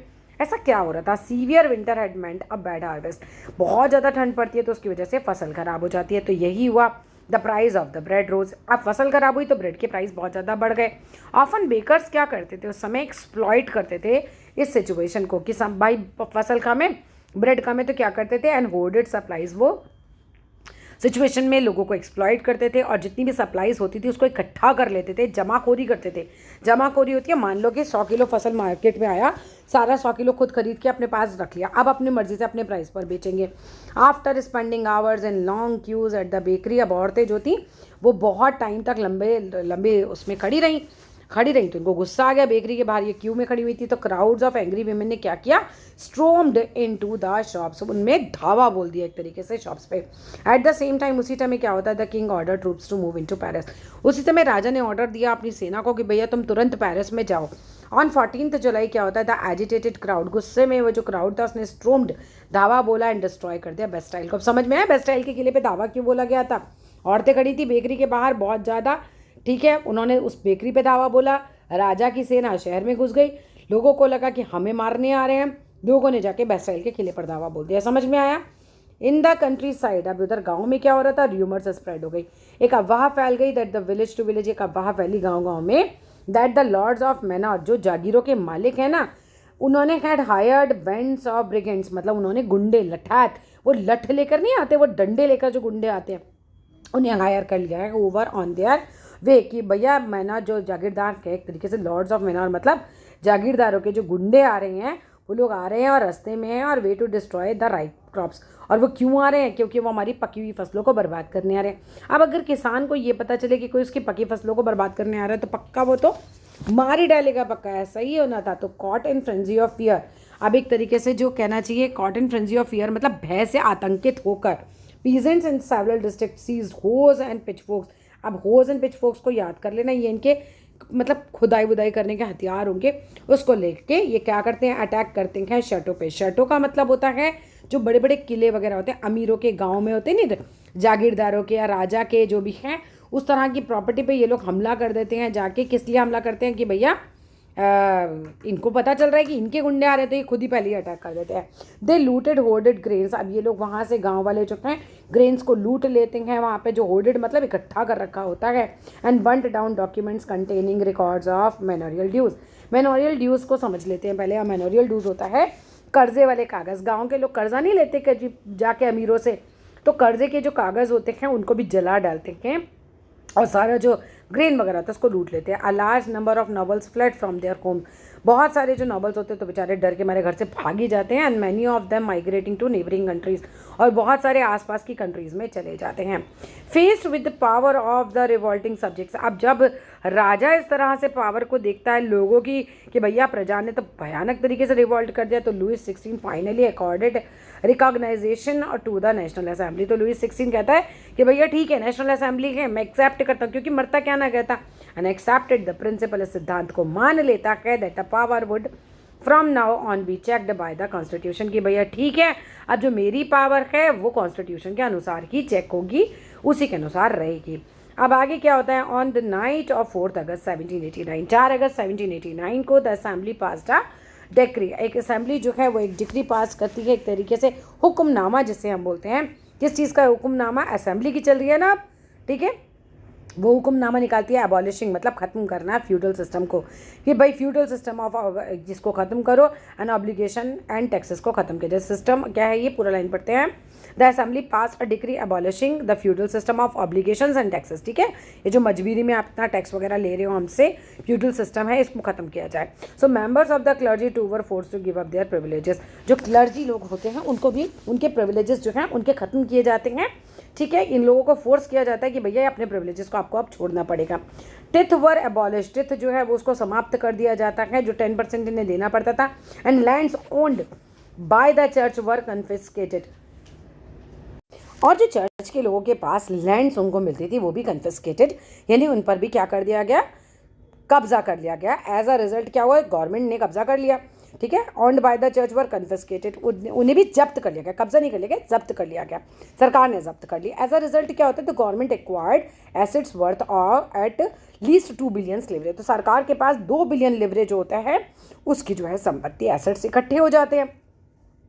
नेक्स्ट पेज पे आ जाओ। France becomes a constitutional monarchy, अब फ्रांस जो है वो संवैधानिक राजतंत्र बन जाता है, क्योंकि अभी हमने पढ़ लिया नेशनल असेंबली ने क्या किया था, संविधान बना लिया था। The national assembly completed the draft of the constitution in 1791, important line है, याद करके जाना, नेशनल असेंबली ने अपना ड्राफ्ट कर लिया, कॉन्स्टिट्यूशन उसने 1791 तक बना लिया। The main objective was to limit the power of the monarch. अब हमें बहुत अच्छे तरीके से पता है कि कॉन्स्टिट्यूशन इसलिए बनाया गया था कि राजा की पावर को लिमिट करना था, तो ये उसका मेन ऑब्जेक्टिव था। This power instead of being concentrated in the hands of one person, अब ये जो पावर थी सारी की सारी वो एक आदमी के हाथ में होने की बजाय वर नाउ सेपरेटेड, अब ये सेपरेटेड हो गई and assign to different institution. अब अलग अलग 3 इंस्टीट्यूशन बनाए गए थे, हमने पढ़ा था, मॉन्टेस्क्यू ने कहा था ना पावर का डिवीजन होना चाहिए, वैसे ही the legislature, executive and judiciary में पावर डिवाइड हो जाती है। दिस मेड फ्रांस, अब इसकी वजह से फ्रांस जो है कॉन्स्टिट्यूशनल मोनार्की बन जाता है। फिगर 7 तुम्हें एक्सप्लेन कर रही है कि भाई किस तरीके से काम होता था। अब यहाँ पर थोड़ा समझ लेते हैं, जैसे कि नेशनल असेंबली के जो मेंबर्स होते थे, एक्टिव सिटीजन, पहले तो मैं एक्टिव और पैसिव सिटीजन समझाती थी, फिर ऊपर वाला समझ में आएगा। एक्टिव सिटीजन जो होते थे वो लोग होते थे जिनको वोट देने का अधिकार था, और पैसिव सिटीजन वो लोग होते थे जिन्हें वोट देने का अधिकार नहीं था, ठीक है। अभी एक्टिव सिटीजन पैसिव सिटीजन को नीचे पढ़ लेते हैं, पहले कौन थे। The constitution of 1791 vested the power to make laws in the national assembly, constitution जो बना 1791 का, इसके अंदर पावर निहित थी कानून बनाने की, ठीक है, विच वॉज इनडायरेक्टली इलेक्टेड। अब इसके जो मेंबर्स थे वो ऐसा नहीं था डायरेक्टली नहीं चुनाव से आते थे, इनडायरेक्टली इलेक्टेड होते थे। अब दैट इज कौन होते थे, citizens voted for the group of electors, who in turn choose the assembly. मतलब क्या होता था, समझो कि बहुत सारी पब्लिक ने कुछ लोगों को चुना और उन कुछ लोगों ने आपके मेन नेशनल असेंबली के सदस्यों को चुना, ये चीज़ थी। Not all the citizens however had the right to vote, सारे सिटीजन्स को वोट देने का अधिकार नहीं था।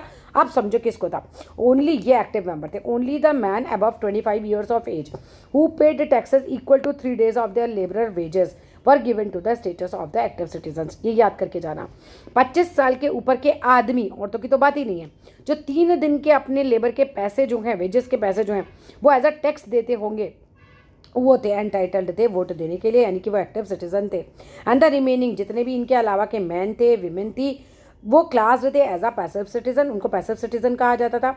To qualify as an elector, elector मतलब चुनाव में खड़े होने के लिए भी, and then as a member of assembly, अब चुनाव में खड़े हो गए तो असेंबली के मेंबर बनने के लिए खड़े हो, वो बनने के लिए a man had to belong to a highest bracket of tax payer, यानी कि उस समाज के लोगों में जो सबसे ज़्यादा टैक्सेस पे करते थे वो खड़े हो सकते थे चुनाव में, और उसके बाद वो चुने जा सकते थे नेशनल असेंबली में। अब आओ थोड़ा ऊपर की पिक्चर की तरफ। अब यहाँ पर बताया हुआ था मैं, एक्टिव सिटीजन एंटाइटल्ड थे वोट देने के लिए about 4 million of a population of 28 million, केवल 4 मिलियन लोग ही थे एक्टिव सिटीजन, 28 मिलियन की पॉपुलेशन में 24 मिलियन पैसिव सिटीजन हो गए। चलो आगे बात करते हैं पैसिव सिटीजन, इनको नो वोटिंग राइट्स थे। अबाउट 3 मिलियन पीपल जो थे, women, children and youth below 25, ये सब जो थे हमारे पैसिव सिटीजन में आ जाते हैं। चलिए आगे आ जाते हैं। 3 मिलियन जिसमें आदमी भी थे, इसके अलावा सारी औरतें, बच्चे, यूथ, 25 साल से नीचे के, ये सारे 3 मिलियन आदमी। कंफ्यूज मत होना कि 28 मिलियन में बाकी सारे कहाँ गए। 3 मिलियन आदमी भी वोट नहीं दे सकते थे, ये सब की बात चल रही है। आगे ये बात करते हैं, जो एक्टिव सिटीजन है ये वोट देते थे इलेक्टर्स को। 50,000 आदमी को इन्होंने चुना, ठीक है। 50,000 आदमी को जब इन्होंने चुना तो 50,000 आदमियों ने 745 मेंबर्स को नेशनल असेंबली के चुना। अब ये जो नेशनल असेंबली के आदमियों को इन्होंने चुना थी, कंट्रोल रखती थी राजा की पावर पे, अब कंट्रोल रखती थी राजा के मिनिस्टर्स पे भी। लेकिन राजा को भी वीटो अधिकार दिया हुआ था कि अगर नेशनल असेंबली की कोई बात, कोई लॉ नहीं समझ में आ रहा तो राजा उसे रद्द कर सकता था। चलो जी, coming to the next page. यहाँ पर डिक्लेरेशन ऑफ राइट्स को लेकर आपको एक पिक्चर दिखा रखी है। The declaration of rights of man and citizen painted by the artist, एक आर्टिस्ट थे हमारे ला बार्बियर इन 1719 में ये पिक्चर 90 में ये पिक्चर बनाई गई थी। ये क्या दिखाती है? The figure on the right represent करती है France, the figure on the left symbolise करती है कानून को। चलो जी आगे आ जाते हैं। पिक्चर बेस्ड क्वेश्चन हमने सोर्सेस के लिए अलग ही वीडियो बनानी है। मेन पेज पे आते हैं। The constitution begin with the declaration of rights, संविधान स्टार्ट होता है अधिकारों के बारे में। पहले पेज पे संविधान में क्या लिखते हैं वो अधिकार। 1791 में कॉन्स्टिट्यूशन तैयार हो गया था। कॉन्स्टिट्यूशन के फर्स्ट पेज पे ना डिक्लेरेशन ऑफ राइट्स, राइट्स जैसे कि right to life, freedom of speech, freedom of opinion, equally before law, equality before law, ये सब इस्टेब्लिश किए गए। एक नेचुरल एंड इनएलिनिएबल, मतलब नेचुरली लोगों को मिलने चाहिए थे, लोगों से नहीं छीने जा सकते थे। मतलब अगर आप पैदा हुए हो फ्रांस में तो ये आपको मिलेगा, बाय बर्थ आपको मिलेगा, ठीक है ना। Were established as natural and inalienable rights that they belong to each human being, हर एक ह्यूमन बीइंग को मिलेंगे by birth and could not be taken away, और उनसे ये छीने नहीं जा सकते। It was a duty of the state to protect each citizens natural right. अब ये सिटीजन हर एक की ड्यूटी है, मतलब एक तरीके से हम कह सकते हैं स्टेट की ड्यूटी है कि हर एक सिटीजन को ये अधिकार दिए जाएं जब वो पैदा होता है। यहाँ पर सोर्स को बाद में देखेंगे, यहाँ देखते हैं। रीडिंग पॉलिटिकल सिम्बल्स, अब पॉलिटिकल सिम्बल्स को पढ़ना बहुत ज़रूरी है, इस पर तो 100% क्वेश्चन आते ही आते हैं। हमने पढ़ा, फ्रांस की सारी जनता तो पढ़ी लिखी थी नहीं, तो सिंबल्स की ज़रूरत पड़ी लोगों को सब चीज़ें समझाने के लिए। The majority of the man and women in the 18th century could not read and write, बहुत सारे लोग जो थे ना वो पढ़ पाते थे ना लिख पाते थे। So images and symbols were frequently used, so images का, सिम्बल्स का, इस तरीके का प्रयोग किया गया प्रिंटेड वर्ड्स के बजाय, टू कम्युनिकेट इंपॉर्टेंट आइडियाज़ लोगों तक कम्युनिकेट करने के लिए। The painting by Le Barbier use करते हैं मैनी सच सिम्बल्स को कन्वे करने के लिए अपने कंटेंट को। किस कंटेंट को? कि डिक्लेरेशन ऑफ राइट्स को। Let us try to read करते हैं सिंबल्स को। पहला ब्रोकन चेन का सिंबल दे रखा है। चेन यूज़ की जाती थी to flutter slaves, flutter means बांधने के लिए, तो चेन तो बांधने के काम आती थी। Broken chain stands for act of becoming free, इसका मतलब होता था कि अब हम फ्री हैं। बंडल ऑफ रॉड्स और फेसेस, मतलब one rod can easily be broken, एक रॉड तो तोड़ी जा सकती थी, वैसे इसका मतलब होता है गट्ठर, ठीक है। एक रॉड को आसानी से तोड़ा जा सकता है but not the entire bundle, आप पूरे बंडल को नहीं तोड़ सकते। स्ट्रेंथ लाई इन यूनिटी, ये चीज़ दिखाती है कि भाई क्या होता है, स्ट्रेंथ है ना, यूनिटी में ही पावर है। नेक्स्ट पिक्चर आती है the I with in a triangle radiating light, आँख दिख रही है ट्राइंगल के अंदर से और इसमें से निकल रही है, ऐसे रेडिएट हो रही है लाइट। इसका क्या मतलब होता है बेटा? इसका मतलब है कि all seeing eye stands for knowledge, हर तरफ देखती हुई आँख जो है वो नॉलेज का सिंबल है। द रेज ऑफ द सन जो है वो क्या कर देंगे, वो क्लाउड्स ऑफ इग्नोरेंस को ड्राइव अवे कर देंगे, यानी कि अज्ञानता के अंधेरे को हटा देंगे। इसी तरीके से आँख जो है वो सब तरफ देख रही है। सर्वदर्शी आँख है, ज्ञान का प्रतीक है, और सूर्य की जो किरणें हैं वो अज्ञान रूपी अंधेरे को एक तरीके से मिटा रही हैं। इसके बाद सेप्टर की पिक्चर दे रखी है। सेप्टर का मतलब होता है राजदंड, सिंबल ऑफ रॉयल पावर को ये दिखा रहा है। नेक्स्ट आता है snake biting its tail form a ring, snake जो है वो क्या है, अपनी ही पूंछ को मुंह में लिए हुए है, ये सनातनता का प्रतीक है, सिंबल ऑफ इटर्निटी, ठीक है, मतलब खत्म नहीं हो रहा है, देख रहे हो, इटर्निटी का प्रतीक है। Ring has neither beginning nor and, इस रिंग का ना तो स्टार्टिंग है ना ही अंत है। रेड, इसके बाद आ जाती है हमारी लाल रंग की फ्राइजियन टोपी यानी Phrygian cap, cap worn by a slave upon being free, ये स्लेव पहना करते थे जब वो स्वतंत्र होता थे, जेल से निकले तो कैप पहन ली। ब्लू वाइट रेड अगर हम बात करते हैं तो ये कलर है, नेशनल कलर्स हैं फ्रांस के, क्वेश्चन आ सकता है। नेक्स्ट एक विंग्ड वीमेन दिखा रखी है, उड़ती हुई परी टाइप ये औरत दिखाई है, पंखों वाली औरत, ये पर्सोनिफिकेशन है लॉ की, कानून की। जैसे हमारे यहाँ अंधी दिखाई गई हैं, आंखों पे पट्टी दिखाई गई है कि भाई कानून अंधा होता है, इनको दिखाया गया है कि भाई ये क्या है, ये आज़ाद, एक तरीके से मानवीय रूप दिखाया गया है। The law tablet, the law is same for all, ये बताया गया कि कानून सबके लिए समान है, and all are equal before law, सभी लोग जो हैं कानून की नज़र में समान हैं। चलो जी, coming to the third part, French abolishes monarchy and become republic. France अब जो जाता है, अब वहाँ पे एबॉलिश हो जाती है मोनार्की, राजतंत्र समाप्त होता है और वो रिपब्लिक बन जाता है, गणतंत्र की स्थापना हो जाती है। अब the situation of France continued to be tense during the following years, अब आगे कुछ साल तक फ्रांस की जो टेंशन है वो ऐसे ही बनी रहती है।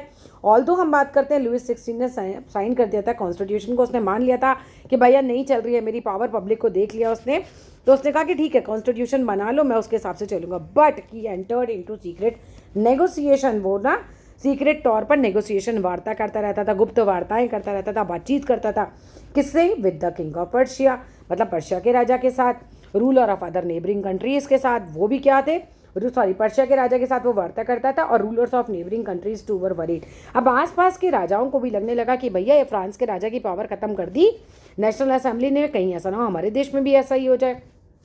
तो rulers of other neighbouring countries too were worried by the developments in France, कि फ्रांस में इस तरह के डेवलपमेंट हो रहे हैं, एंड मेड प्लान्स, अब वो प्लान बनाते हैं टू सेंड ट्रूप्स, कि हम सेना भेजेंगे, to put the in the events, इस तरह के इवेंट्स को दबाने के लिए, that had been taking place in the since 1789, कि 1789 के बाद हमने कहा ना चेन ऑफ इवेंट्स होती हैं, इन इवेंट्स को दबाने के लिए आसपास के नेबरिंग राजाओं ने प्लान बनाया कि भाई हम अपनी सेना भेजेंगे इनको दबाने के लिए। But before this could happen, वो लोग अपनी सेना भेज पाते और नेशनल असेंबली को दबा पाते, the national assembly voted in April 1792, तो नेशनल असेंबली ने क्या किया, 1782 में एक प्रस्ताव पारित कर दिया। क्या प्रस्ताव पारित कर दिया उन्होंने? डिक्लेयर कर दी war against Persia and Austria, उन्होंने भाई साहब पर्शिया और ऑस्ट्रिया पे धावा बोल दिया जाए। थाउजेंड्स ऑफ वॉलंटियर्स जो थे, हजारों जो लोग थे, वॉलंटियर कौन होता है? जो अपनी मर्जी से काम करते हैं, तो वॉलंटियर्स जो थे ट्रॉन्ग्ड हो गए, इकट्ठे हो जाते हैं from the provinces to join the army. अब लोग सभी लोग जो है सामने आ जाते हैं, भर्ती हो जाते हैं, जमा हो जाते हैं, है ना, जमा होने लग जाते हैं फ्रॉम प्रोविंसेस के लिए, वो आर्मी को जमा कर, मतलब आर्मी बनाने के लिए, क्योंकि हमला करना है ना पर्शिया पे, ऑस्ट्रिया पे, तो आर्मी बनाने के लिए they saw this as a war of the people against kings and aristocrats. अब पब्लिक कैसे देख रही है कि ये जो वॉर है, ये जो युद्ध है, ये राजाओं के खिलाफ है, ये एरिस्टोक्रेसी कुलीन लोग जो हम पर इतना शासन कर रहे हैं उनके खिलाफ है। ऑल ओवर यूरोप में अमंग द पैट्रियाटिक सॉन्ग, अब लोग जो थे जोश बढ़ने के लिए गाते नहीं है गाने, ऐसे ही गाना गाते थे, तो उन्होंने क्या है, मरसले का नाम का एक गाना बना लिया। मरसले जो था ये गाना था कंपोज्ड बाय द पोएट, इन पोएट का नाम था, हमारा भाई पोएट थे हमारे रॉजर द लाइल, रॉजर द लाइल ने गाना लिखा था। It was sung for the first time by volunteers from Marseilles. Marseilles एक जगह थी और वहाँ के लोगों ने सबसे पहले ही जब वो मार्च कर रहे थे पेरिस में इन्होंने कूच किया, पेरिस में आए, तब ये गाना गाते हुए थे, सो गॉट इट्स नेम, इसको मरसले ही गाने को नाम दे दिया गया। अब मरसले जो था is now the national anthem of the France, national anthem बन गया मरसले जो था फ्रांस का। आज अगर हम बात करते हैं फ्रांस में नेशनल एंथम क्या है, ये मरसले नाम का गाना की फ्रांस का नेशनल एंथम बन गया है बच्चों। चलिए जी आगे की बात पढ़ते हैं। आगे इसको मरसे भी पढ़ सकते हो, मरसले पढ़ सकते हो, मर्सलेस पढ़ सकते हो, तुम्हें जो पढ़ना हो पढ़ लो, बट स्पेलिंग याद कर लेना, ठीक है। अब मर्सलेस जो था अभी बन गया है हमारा नेशनल एंथम। नेशनल एंथम का नाम भी तुमसे पूछा जा सकता है, वेरी इंपॉर्टेंट क्वेश्चंस को मैं अलग से करवा दूंगी तुम्हें। The revolutionary wars brought losses and economic difficulties to the people. अब इतनी सारी क्रांतिकारी युद्ध हो रहे हैं राजाओं के खिलाफ, एरिस्टोक्रेट्स के खिलाफ, इधर उधर धावा ये लोग बोल रहे हैं, इसकी वजह से बहुत ज़्यादा इकोनॉमिक लॉस हो जाते हैं। भाई पैसे का खर्चा बहुत ज़्यादा होता है, इकोनॉमिक डिफिकल्टीज आ जाती हैं। अभी आदमी तो सारे युद्ध करने चले गए, तो भैया कमाए कौन और खाए कैसे। वाइल जिस समय क्या हो रहा है, the man were away fighting at the front, जब आदमी लोग जो हैं फ्रंट पर लड़ने जा रहे हैं, तो women were left to cope up with the task of earning, तो औरतों को क्या मजबूरी हो गई, भैया कमाना पड़ेगा, एक अपना लिविंग कमाना पड़ेगा, रोज़मर्रा की रोटी कमानी पड़ेगी, लुक आफ्टर करना पड़ता था उनको फैमिलीज़ को भी, तो दोनों काम करने पड़ रहे थे, औरतों की हालत थी खराब खस्ता। अब large section of the population were convince that the revolution had to be carried further, ज़्यादातर लोग जो पॉपुलेशन के थे वो ये कहते थे कि इस तरह के रेवोल्यूशन को आगे बढ़ाना चाहिए। क्यों बढ़ाना चाहिए? As the constitution of 1791 give political rights only to the richer section of the people. अब क्या हुआ, बहुत सारे लोगों को ये लगा कि 1791 में नेशनल असेंबली ने बना तो दिया संविधान, पर राइट्स किसको दिए इन्होंने? तो richer members, richer section of the society को दिए। तुम याद करो नेशनल असेंबली में आदमी कौन से पहुंचे थे? वो पहुंचे थे जो प्रॉस्परस थे, जो एजुकेटेड पीपल थे। तो उन्होंने अधिकार भी किसको दे दिए? प्रॉस्परस एजुकेटेड पीपल को, richer section of the society को। Political clubs became an important rallying point for people who wish to discuss government policies. अब पॉलिटिकल पॉइंट मतलब लोगों ने क्या किया? पॉलिटिकल क्लब्स बनाने शुरू करे। अब ये एक रैलिंग पॉइंट बन जाता था, मतलब यहाँ पर लोग बैठ के डिस्कस किया करते थे, पॉलिटिकल क्लब्स में जाया करते थे, वहाँ डिस्कस करते थे गवर्नमेंट की पॉलिसीज़ को एंड प्लान्स को, एंड ओन करते plans their own forms of action कि भाई हम क्या एक्शन आगे लेंगे। तो इस तरह के पॉलिटिकल क्लब्स बनने लगे। The most successful of these clubs were that of Jacobin. सबसे ज़्यादा जो सक्सेसफुल क्लब बना वो बना Jacobin club, who got its name from the former convent of Saint Jacob in Paris. जो जैकब के नाम से ही, जो है पेरिस के थे, उनके नाम से ही ये नाम पड़ा था। ठीक है। Women too who had been active throughout this period. अब औरतें ऐसा नहीं कि घर में बस काम ही कर रही थी, औरतें भी अलग से बहुत एक्टिव थी और औरतों ने भी अपने क्लब्स बनाए थे, जिनके हम बात अगले सेक्शन में करेंगे। वो कह रहे हैं ना, section 4 of this chapter will tell you more about the activities जो औरतों ने करी थी, उनकी जो डिमांड्स थी। डिमांड्स औरतों ने यही रखी थी, पॉलिटिकली हमें भी अधिकार दो भाई। अब the members of the Jacobin club, अभी जैकबिन क्लब को ही पढ़ लेते हैं, belong mainly to the less prosperous section of the society. National assembly के लोग, ध्यान रखो, नेशनल असेंबली के लोग थे prosperous, richer member, big businessman. लेकिन जो जैकबिन क्लब के लोग थे वो कौन थे? जो गरीब थे, क्योंकि इनको यही तो प्रॉब्लम थी कि सारा का सारा संविधान तो अमीरों के लिए बन गया, हमें क्या मिला? तो जैकबिन क्लब बनाया। जैकबिन क्लब के जो लोग थे वो कौन थे? जो लेस प्रॉस्परस थे, जिन पे कम पैसा था। दे इंक्लूडेड स्मॉल शॉपकीपर्स, इसके अंदर थे आर्टिशंस थे, सच शू मेकर्स थे, पेस्ट्री कुक्स थे जो पेस्ट्री बनाते थे, वॉच मेकर्स थे, प्रिंटर्स थे, एज वेल एज सर्वेंट्स थे, डेली वेज पे काम करने वाले वर्कर्स थे। ये गरीब सेक्शन जो था वो जैकबिन क्लब के मेंबर थे। देयर लीडर, इनका लीडर कौन था? याद कर लो, मैक्सिमिलियन रॉबेस्पियर। अभी देखना जो इनका लीडर है ना, वही तो यही बहुत खराब व्यक्ति निकलेगा, लेकिन अभी मैंने पिक्चर आगे की देखो, बता दी तुम्हें। A large group among the Jacobin decided to start wearing long strip trousers. अब जो जैकबिन क्लब्स के मेंबर्स थे ना, उन्होंने, बहुत सारे लोगों ने क्या डिसाइड किया कि हम लॉन्ग स्ट्रिप्स ट्राउजर्स पहनेंगे, similar to those worn by dock workers. जो ऐसे डॉक वर्कर्स पहनते हैं वैसे ही कपड़े हम पहनेंगे। और देखो तुम्हें कपड़े दिखा रखे हैं, इस तरह के स्ट्रिप्स वाले पजामे जो ट्राउजर्स टाइप होते हैं वो हम पहना करेंगे, सो दैट जितने भी लोगों ने पहना का पता चल जाएगा जैकबिन क्लब का मेंबर है। This was to set themselves apart from the fashionable section of society. इन्होंने ऐसा इसलिए किया क्योंकि अपने आप को फैशनेबल सोसाइटी से थोड़ा अलग दिखाना चाहते थे, स्पेशली उन नॉबल्स लोगों से जो पहनते थे हु वोर नी ब्रीचेस। नी ब्रीचेस कैसे होते हैं? जैसे तुम शॉर्ट्स पहनते हो ना, घुटनों तक की ड्रेस है, तुम देख सकते हो, वैसे गूगल करके नी ब्रीचेस तुम्हें दिख जाएगा। अब it was a way of proclaiming. अब ये नी ब्रीचेस पहनने वाले लोगों से खुद को अलग दिखाना एक तरीका था, घोषणा थी एंड ऑफ पावर का, wielded by the wearers of knee breeches. किनके खिलाफ? जो नी ब्रीचेस पहन रहे हैं उनके खिलाफ ये दिखाना कि एक तरीके से हम आपसे अलग हैं, हम आपके अधीन नहीं हैं। These Jacobin came to be known as Saint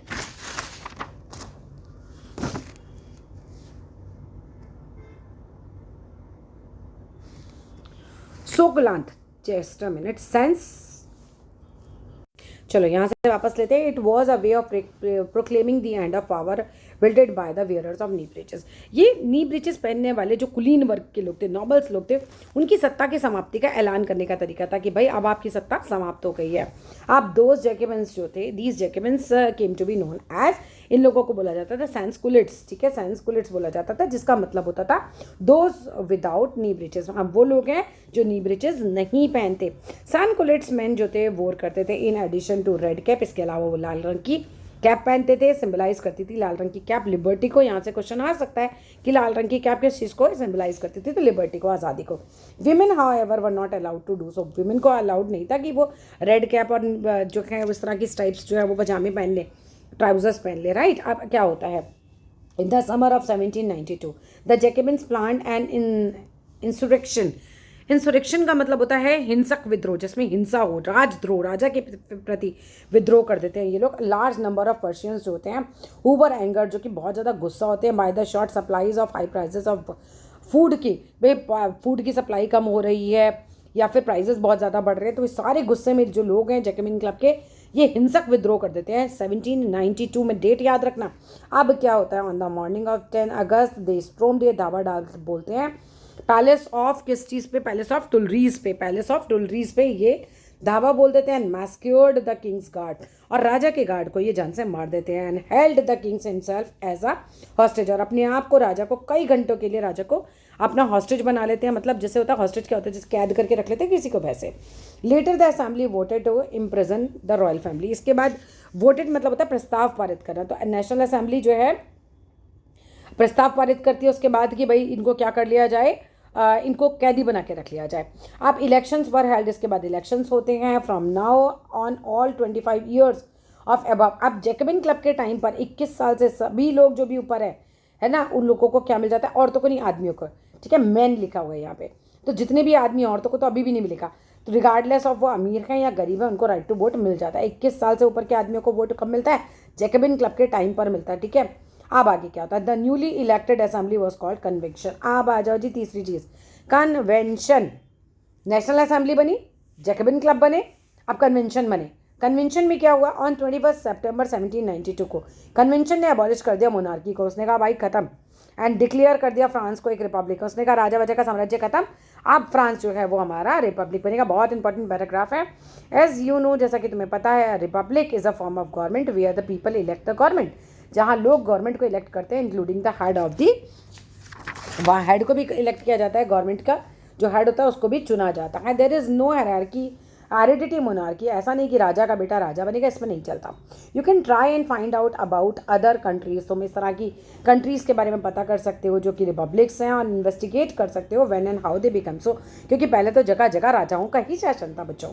Louis 16 was sentence to death, Louis 16 को जो है मौत के घाट उतार दिया जाता है by a court on the charge of treason. Treason का मतलब होता है एक तरीके से मुकदमा, मतलब देशद्रोह होता है। ट्रेजन का मतलब होता है, ट्रेजन पढ़ो इसको, ट्रेजन का मतलब होगा मुकदमा, सॉरी देशद्रोह। तो राजा को देशद्रोह के वजह से उसको मार दिया जाता है। ऑन 21 जनवरी 1793 में ही वॉज एग्जीक्यूटेड पब्लिकली उसको मारा जाता है एट द पैलेस, और जगह का नाम क्या होता है, डीला कॉनकॉर्ड। डीला कॉनकॉर्ड में इसको मारा जाता है। The queen Marie Antoinette met with the same fate shortly after, बेचारी हमारी रानी भी जो है वो मैरी एंटोनियट, उनके साथ भी यही किया जाता है, उनको भी मार दिया जाता है। अब आ जाता है rain of terror. Rain of terror का मतलब क्या हुआ, आतंक का राज। आपने राजा को तो मार दिया, पर तो क्या शांति आएगी, नहीं भैया, इसके बाद तो और भी बुरा हाल है पब्लिक का। रेन ऑफ टेरर का मतलब होता है आतंक का राज चलता है। द पीरियड ऑफ 1793 और 1794 is referred to reign of terror. Period पूछा जाएगा, रेन ऑफ टेरर का टाइम पीरियड क्या था। 93 मतलब 1793 में क्या हुआ, राजा मारा, जनवरी में ही मार दिया इन्होंने तो 21 जनवरी को ही पब्लिकली। अब इसके बाद क्या होता है, बहुत बुरा वाला हाल मचाएगा ये हमारा जो रॉबेस्पियर था, मैंने बताया था ना, यही निकलेगा गुंडा, ठीक है। तो अभी देखो गुंडा क्या करेगा। Robespierre followed a policy of severe control. अब रॉबेस्पियर का क्या था, बहुत ज़्यादा कंट्रोल, मतलब उसकी मतलब पॉलिसी ऐसी थी, कंट्रोल और पनिशमेंट की पॉलिसी थी। सीवियर कंट्रोल उसका था बहुत ज़्यादा पब्लिक के ऊपर, और पनिशमेंट बड़ी हार्श दिया करता था। अब all those whom he saw as being enemies, जिसको भी इसको लगता था कि एनिमी है ऑफ द रिपब्लिक, क्योंकि उसने रिपब्लिक घोषित कर दिया था समाज को, है ना।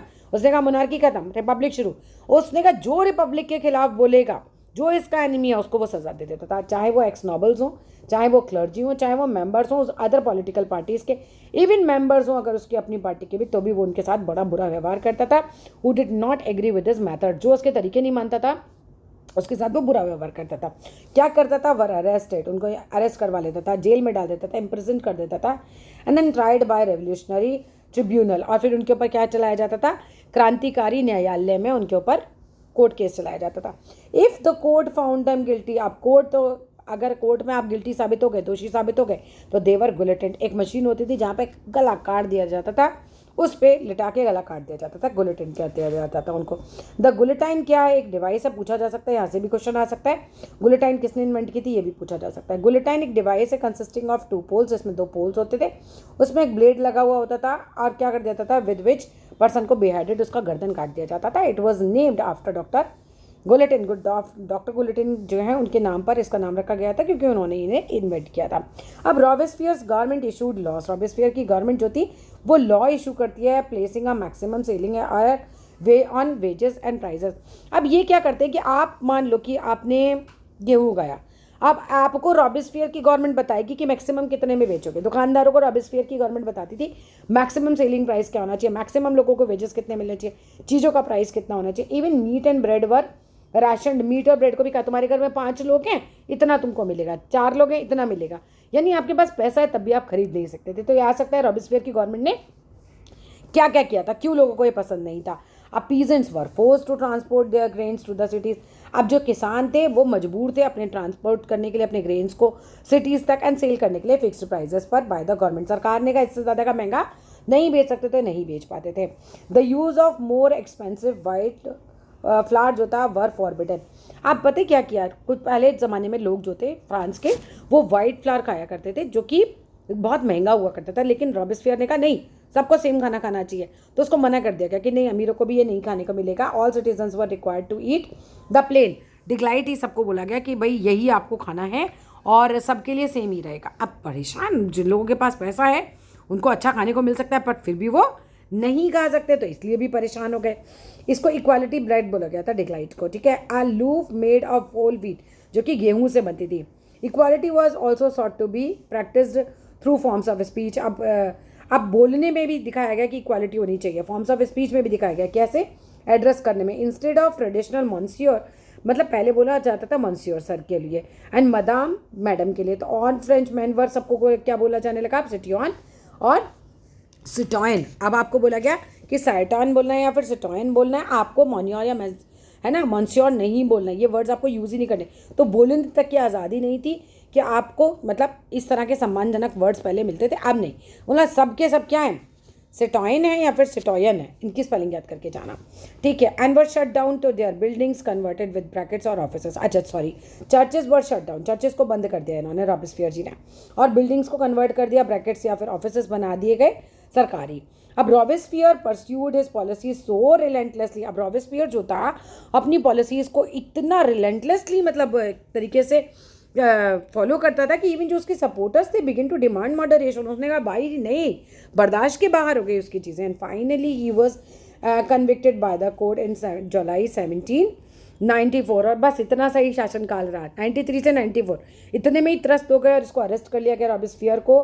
कोर्ट में इसके ऊपर मुकदमा चला, इसको अरेस्ट किया गया और नेक्स्ट डे इसका भी गर्दन काट दिया गया। गुलिटन नाम की जो हमारी औजार है इसको भी लेटाएगा, बोला लेटो अब आप यहाँ पे आराम करो, ठीक है। अब आ जाते हैं नेक्स्ट पे, डायरेक्टरी रूल्स फ्रांस। अब फ्रांस में हमने देखो, मैं एक बार में तुम्हें चैप्टर क्यों करा रही हूँ, पहले मैंने शॉर्ट में कराया था so that you will be able to connect it. पहले क्या था, राजा का शासन, फिर नेशनल असेंबली बनी, नेशनल असेंबली के बाद जैकबिन क्लब बने, जैकबिन क्लब के बाद कन्वेंशन, कन्वेंशन के बाद कौन आया, ये अभी जैकबिन क्लब का ही हमने रॉबेस्पियर का पढ़ा पूरा का पूरा।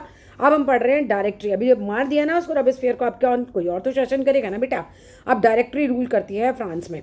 क्या होता है, the fall of Jacobin government allowed the wealthier middle classes to seize power. अब जब जैकबिन क्लब की गवर्नमेंट खत्म हो जाती है, जैकबिन में हमने ये पढ़ लिया था कि गरीब लोग आ गए थे, है ना, मिडिल क्लास मतलब जो नीचे तबके का लोग है वो आ गया था। लेकिन जब जैकबिन क्लब खत्म होता है तो अलाउ हो जाता है एक तरीके से, fall of Jacobin government allow कर देती है वेल्दियर मिडिल क्लास को, वो पावर अपने कब्जे में कर लेते हैं, सीज कर लेते हैं पावर को। एक न्यू कॉन्स्टिट्यूशन वॉज इंट्रोड्यूस, अब नया संविधान इंट्रोड्यूस होता है, which denied the vote to non propertied sections of society. अब आपने पढ़ा था रॉबेस्पियर के, जब हमारा जैकबिन क्लब का टाइम चल रहा था, लास्ट में हमने पढ़ा था कि भाई सबको वोट देने का अधिकार हो गया था आदमियों को, सारे 21 साल से ऊपर के। इन्होंने फिर बोल दिया, अब की बार डायरेक्टरी ऑफ रूल्स जब हुआ तो जब जैकबिन खत्म होता है, जैकबिन गवर्नमेंट खत्म होती है, तो इन्होंने कहा कि नहीं भाई जिसके पास प्रॉपर्टी है केवल वही लोग वोट दे सकते हैं, जो नॉन प्रॉपर्टीड है सेक्शन ऑफ सोसाइटी है उसको वोट देने का अधिकार नहीं है। क्योंकि अमीर लोग शासन करना चाहते थे ना, गरीबों को पावर ही नहीं देनी थी। It provided for 2 elected legislature council. अब इसके अंदर 2 इलेक्टेड चुनी जाने वाली लेजिस्लेचर काउंसिल, तुम 2 ग्रुप समझ लो, 2 लेजिस्लेटिव काउंसिल्स बने, 2 लेजिस्लेटिव काउंसिल्स बने, एक नहीं, पावर किसी एक के हाथ में नहीं देना चाह रहे हैं।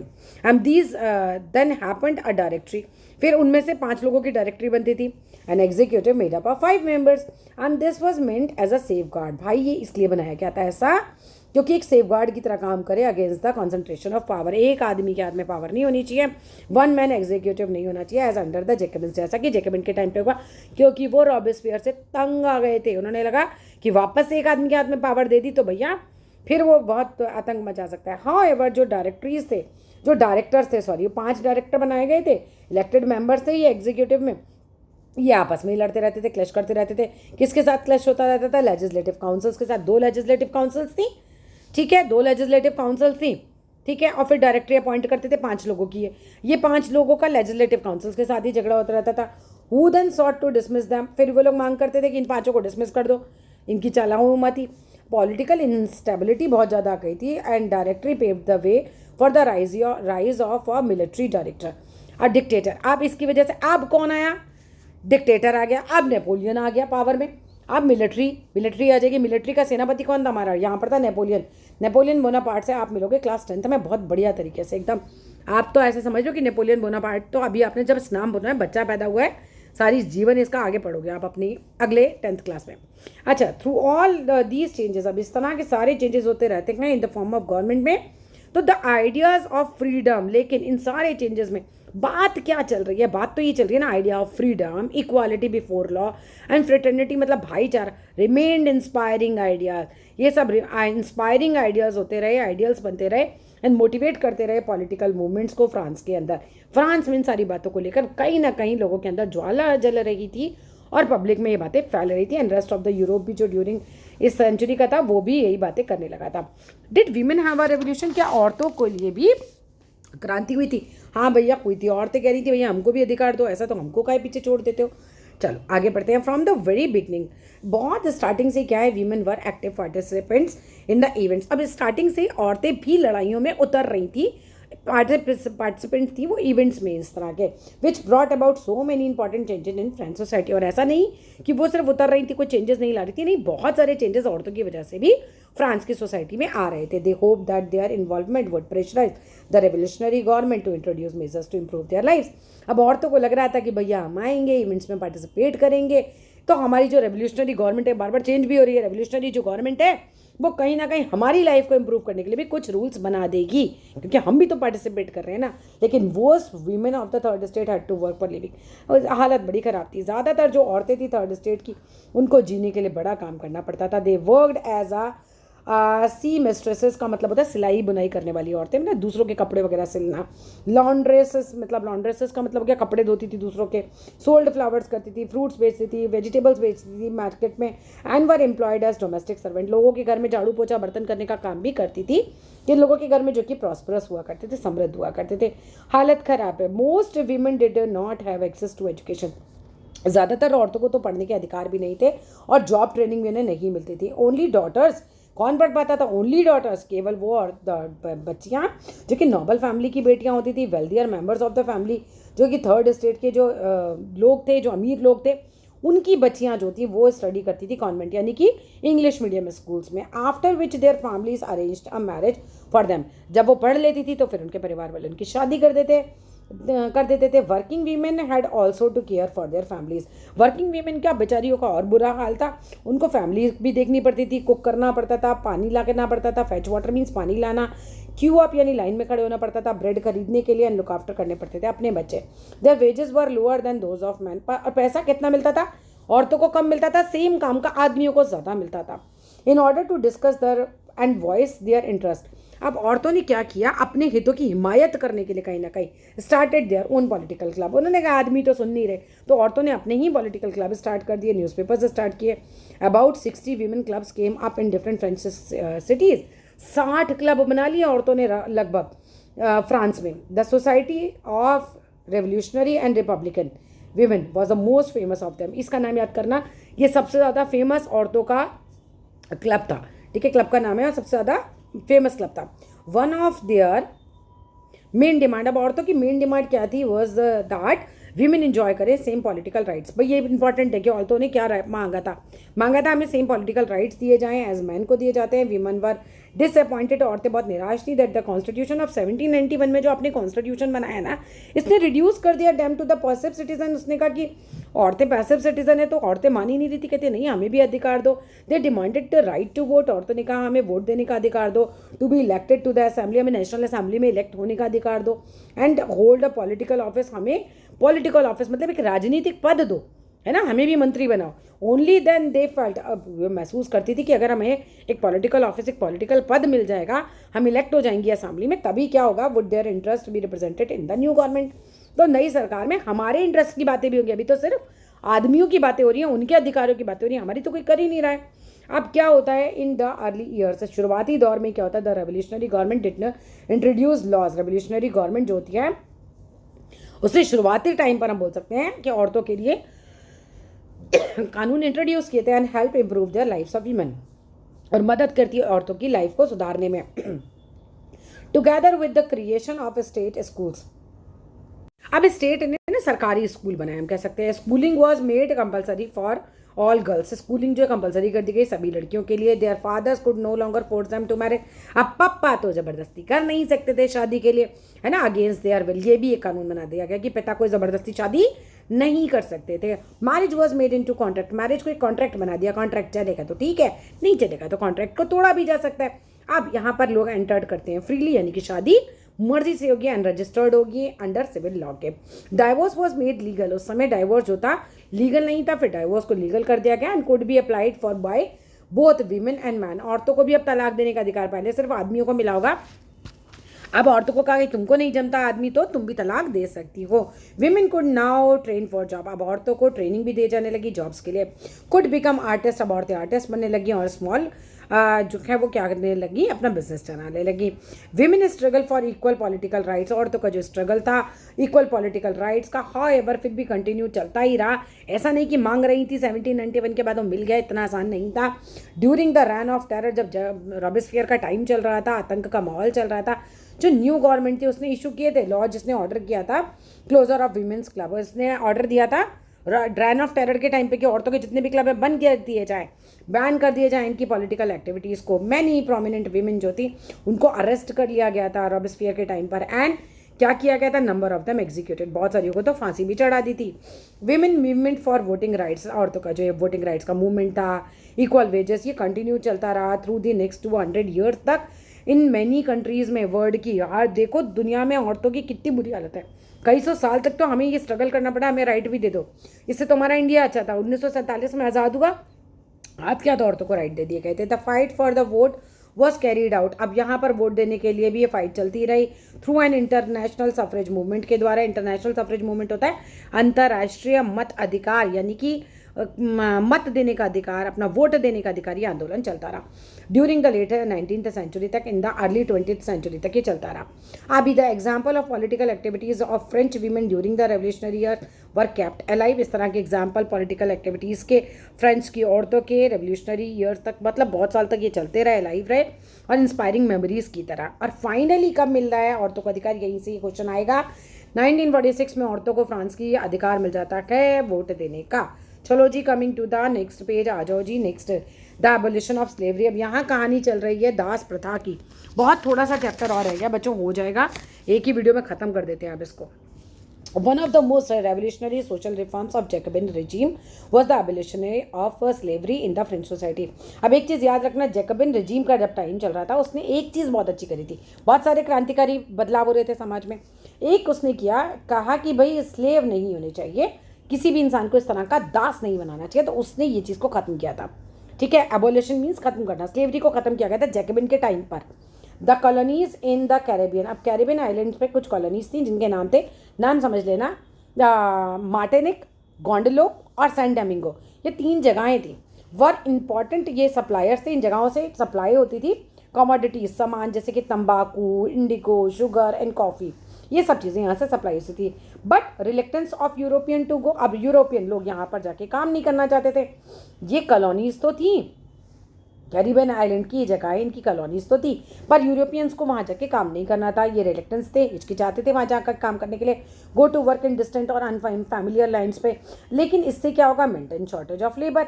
अब यूरोपियन की कॉलोनीज़ में यूरोपियन जाके काम नहीं करेंगे तो बेटा शॉर्टेज ऑफ लेबर तो होनी है ना, तो वहाँ पे इनके जो प्लांटेशन से इनके जो बागान थे उसमें लेबर की कमी हो जाती है। सो दिस वॉज, इसके बाद क्या होता है, this was met by a triangular slave trade between Europe, Africa and America. तो क्या होता है, एक ट्राइंगल बन जाएगा, ऐसे ट्राइंगल बनाओ कि यूरोप के लोगों को चाहिए सामान, अमेरिका में इनकी कॉलोनीज हैं, तो ये अफ्रीका के लोगों को दास बना के ले जाएंगे। इस तरीके से एक ट्राइंगुलर स्लेव ट्रेड चालू होगी। कैसे होगा पढ़ते हैं आगे।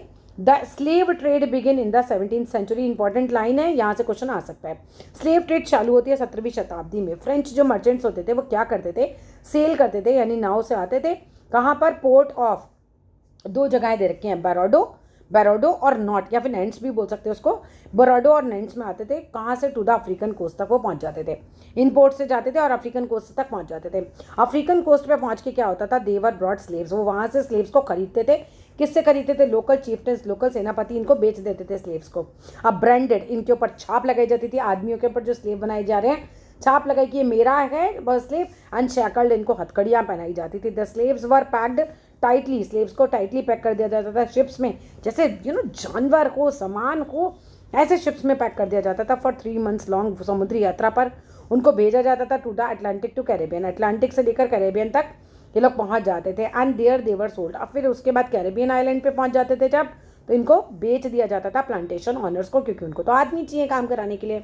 The exploitation of slave labour made it possible to meet growing demand in European market for sugar, coffee and indigo. अब इस तरह के स्लेव्स का जो एक्सप्लॉयटेशन हो रहा था, इसकी वजह से यूरोपियन के लिए बड़ा आसान हो गया था। अब इनको कॉफ़ी, शुगर, इंडिगो, ये सब खूब आराम से इनकी डिमांडें पूरी हो रही थी, क्योंकि नौकर मिल गया, एक तरीके से दास मिल गया इनके लिए बोने के लिए सब सामान। अब पोर्ट सिटीज़ जैसे कि बरोडो हो गया या फिर नेंट्स हो गया, ओन्ड देयर इकोनॉमिक प्रॉस्पेरिटी, यहाँ पे खूब प्रॉस्पेरिटी होने लगी, फ्लरिश होने लगी स्लेव ट्रेड की वजह से, है ना। ये जगहें बहुत फ्लरिश होने लगी क्योंकि स्लेव यहाँ बेचे खरीदे जा रहे हैं। अब आइए यहाँ पर through out the 18th century, अब पूरी 18वीं शताब्दी तक there was little criticism of slavery, बहुत कम लोग फ्रांस में क्रिटिसिज्म करते थे स्लेवरी का, क्योंकि काम चल रहा है अमीरों का, नेशनल असेंबली में लोग ही अमीर हैं। जो नेशनल असेंबली है ना, हेल्ड लॉन्ग डिबेट्स, इसमें लॉन्ग डिबेट्स होती थी अबाउट वेदर जो राइट है वो आदमियों के वो एक्सटेंड कर दिए जाए फ्रांस में, और उसकी जो कॉलोनीज़ हैं वहाँ के लोगों को भी दे दिए जाए। बस बातें कर रहे हैं, फ्रेंच कॉलोनीज़ में दे दिए जाएँ या नहीं दे दिए जाए, बातें कर रहे हैं, अधिकार दे नहीं रहे। But it did not pass any law, लेकिन कोई कानून नहीं पास करते, क्योंकि नेशनल असेंबली में हमें पता ही है कि प्रॉस्परस मिडिल क्लास के लोग थे, इनको क्या पड़ी, इनका तो काम निकल रहा था स्लेव से। अब क्या हुआ, नेशनल असेंबली के लोग ऐसा लॉ क्यों नहीं पास करते? क्योंकि फियरिंग, इनको डर था अपोजिशन हो जाएगा, इनके खिलाफ लोग बोलने लगेंगे बिजनेसमैन, क्योंकि those incomes dependent on slave trade, क्योंकि बिजनेसमैन की इनकम तो स्लेव ट्रेड पर ही डिपेंड करती थी। इट वॉज फाइनली क्या होता है, द कन्वेंशन का जब हमने टाइम पढ़ा था, जब कन्वेंशन आती है गवर्नमेंट, तो 1794 में legislated to free all slave, तो इन्होंने एक कानून निकाला था कि भाई, कानून पारित कर दिया था कि भाई स्लेव को छोड़ दिया जाए, मतलब कोई स्लेव नहीं बनाया जाएगा, ओवरसीज जो भी पोजीशंस हैं स्लेव के वो खत्म कर दिए जाए। And this however turned out to be a short term measure, लेकिन बहुत ही कम टाइम के लिए स्लेवरी खत्म हुई थी। 10 years बाद फिर क्या होता है, नेपोलियन आता है, हमने पढ़ा था, वो फिर से री इंट्रोड्यूस कर देता है स्लेवरी को आके। प्लांटेशन ऑनर्स जो होते हैं अंडरस्टूड समझ जाते हैं कि इनकी जो फ्रीडम है as including the right to enslave, इनको मतलब एक तरीके से आप ये समझ जाते हैं कि हमें फ्रीडम मिल गई है, हम क्या कर सकते हैं, हमें अधिकार मिल गया कि अफ्रीका के जो निग्रो लोग हैं हम उनको परस्यूट कर सकते हैं देयर इकोनॉमिक इंटरेस्ट के लिए, एक तरीके से मतलब उनका लक्ष्य, परस्यूट मीन्स लक्ष्य करना, लक्ष्य पूरा करना, हम अपना लक्ष्य पूरा कर सकते हैं अपने इकोनॉमिक इंटरेस्ट में, यानी कि हम अब फिर से लोगों को खरीद बेच सकते हैं, हम स्लेव बना सकते हैं। नेपोलियन के टाइम पर ये हुआ। And slavery was finally abolish कब होती है, ये मोस्ट इंपॉर्टेंट लाइन है 1848 में। चलो जी भाई, coming to the next page and the last topic has come. ठीक है, मुझे पता है थोड़ा वीडियो लंबी हो गई है, बट मज़े की है ना, एक बार में कहानी खत्म करो। The revolution and everyday life, अब क्या होता है, क्रांति होती है और रोज़ाना की ज़िंदगी, इसके बारे में पढ़ते हैं। Can politics change the clothes people wear, क्या राजनीति जो है लोग जो कपड़े पहनते हैं उसको बदल सकती है? द लैंग्वेज वो जो बोलते हैं उसको बदल सकती है, और जो बुक्स वो पढ़ते हैं उसको बदल सकती है।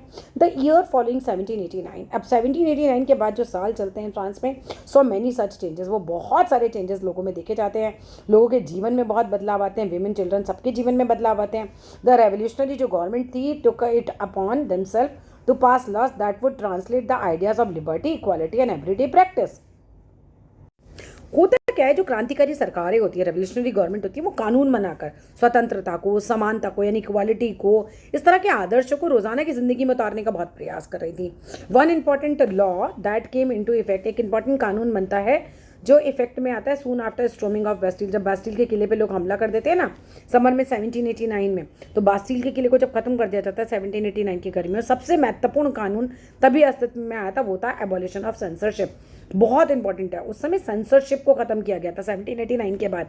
सेंसरशिप क्या था, इन ओल्ड रिजीम यानी 1789 के पहले का टाइम, ऑल रिटन जितने भी मटेरियल होते थे, जितनी भी कल्चरल एक्टिविटीज़ होती थी, चाहे वो बुक्स हो, न्यूज़पेपर्स हो, प्लेस हो, कुड भी पब्लिश्ड और परफॉर्म किए जाते थे only after they had been approved by censors of the king. केवल तब अप्रूव, मतलब तभी पब्लिक को पढ़ने के मिलेंगे जब राजा के आदमी जो है उसको देख लेंगे कि भैया राजा के खिलाफ कुछ तो नहीं लिखा है, तब पब्लिक को मिलते थे पढ़ने के लिए। Now the declaration of right of man and citizen proclaimed freedom of speech.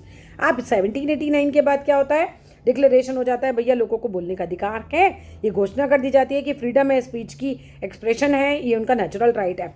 अब क्या होगा, अब अधिकार मिल गया तो newspaper, pamphlets, books and printed pictures flooded भर जाते हैं पूरे शहर में, टाउन्स में एंड फ्रांस में सब जगह फैल जाते हैं। From where they travelled rapidly into countryside. शहरों के बाद फिर ये सीधा गाँव में भी पहुँच जाती है इस तरह की किताबें, न्यूज़पेपर्स। अब लोगों को विचारों की स्वतंत्रता मिल जाती है, सेंसरशिप हट जाती है, क्योंकि they all described and discussed the events and changes taking place in France. अब इस तरह की किताबों वगैरह में क्या होगा, अब इन सब में अधिकारों की बारे में बात हो रही है ना, सब जगह यही बात होने लग जाती है। फ्रांस में उस समय जो भी घटनाएं घट रही हैं, जो भी परिवर्तन आ रहे हैं, उन सबका ब्यौरा उन सब में होता है। फ्रीडम ऑफ प्रेस मतलब स्वतंत्रता मिल जाती है प्रेस को जब, इसका मतलब होता है कि opposing views of events could be expressed, मतलब विरोधी विचार भी व्यक्त किए जा सकते हैं। तुम्हें लग रहा है तो तुम लिखवा दो, मुझे लग रहा है मैं लिखवाता हूँ, तो लोग अपने अपने विचार उसमें लगने लगे। Each side sought to convince the other of its position through the medium of print, मतलब प्रिंट के माध्यम का उपयोग करके एक पक्ष दूसरे पक्ष को अपना दृष्टिकोण से सहमत कराने का प्रयास करता था।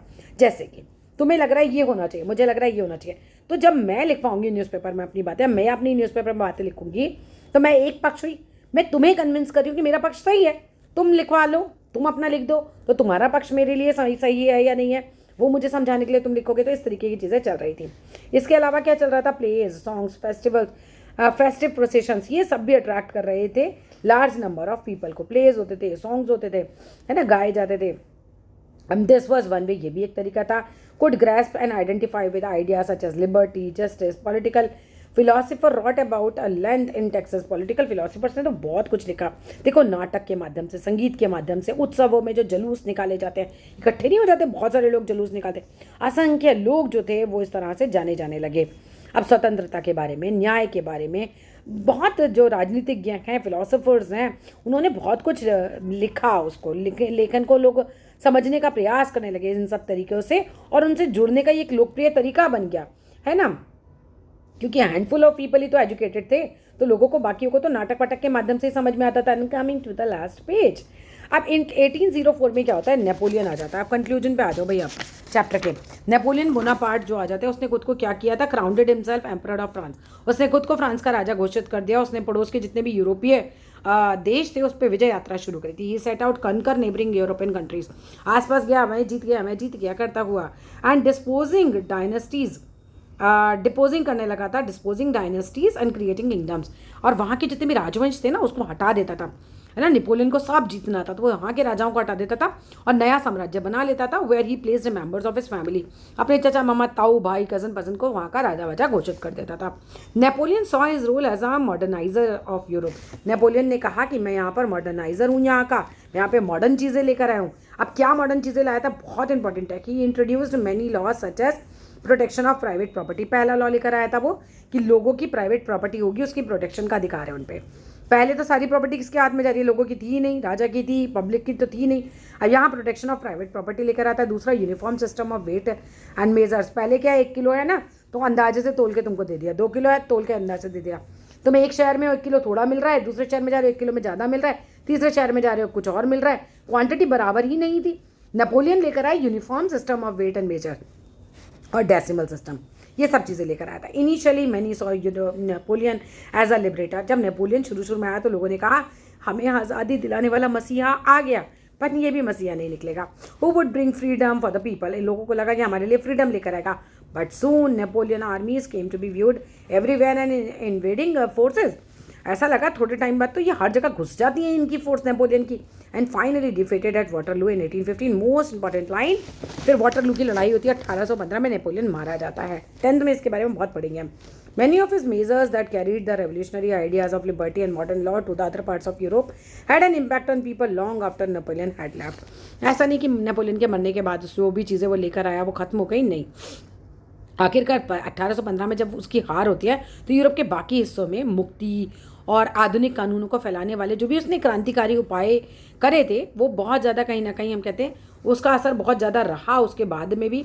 आइडियाज़ ऑफ लिबर्टी हो गया, डेमोक्रेटिक राइट्स हो गया, ये बहुत इंपॉर्टेंट रहते हैं लेगेसी ऑफ फ्रांस के रेवोल्यूशन में। These spread from France to rest of the Europe में, फ्रांस से ये बाकी यूरोप में फैलते हैं during the 19th century. Where feudal system जो था एबॉलिश कर दिया जाता है। कॉलोनीज जो थी पीपल की, कॉलोनाइज्ड जो पीपल थे रीवर्क करते हैं आइडिया ऑफ फ्रीडम पे from bondage into their movements to create sovereign nation state। Tipu Sultan की बात करो, राजा राम मोहन राय की बात करो, तो ये 2 एग्जाम्पल हैं इंडिविजुअल लोगों के जो रिस्पॉन्ड करते हैं to the ideas coming from revolutionary France. इस तरह के आइडियाज़ पे कि लोगों को अधिकार मिलने चाहिए, ये सब बातों पे समान अधिकार होने चाहिए, तो बस इन लोगों ने काफ़ी रिस्पॉन्स किया था।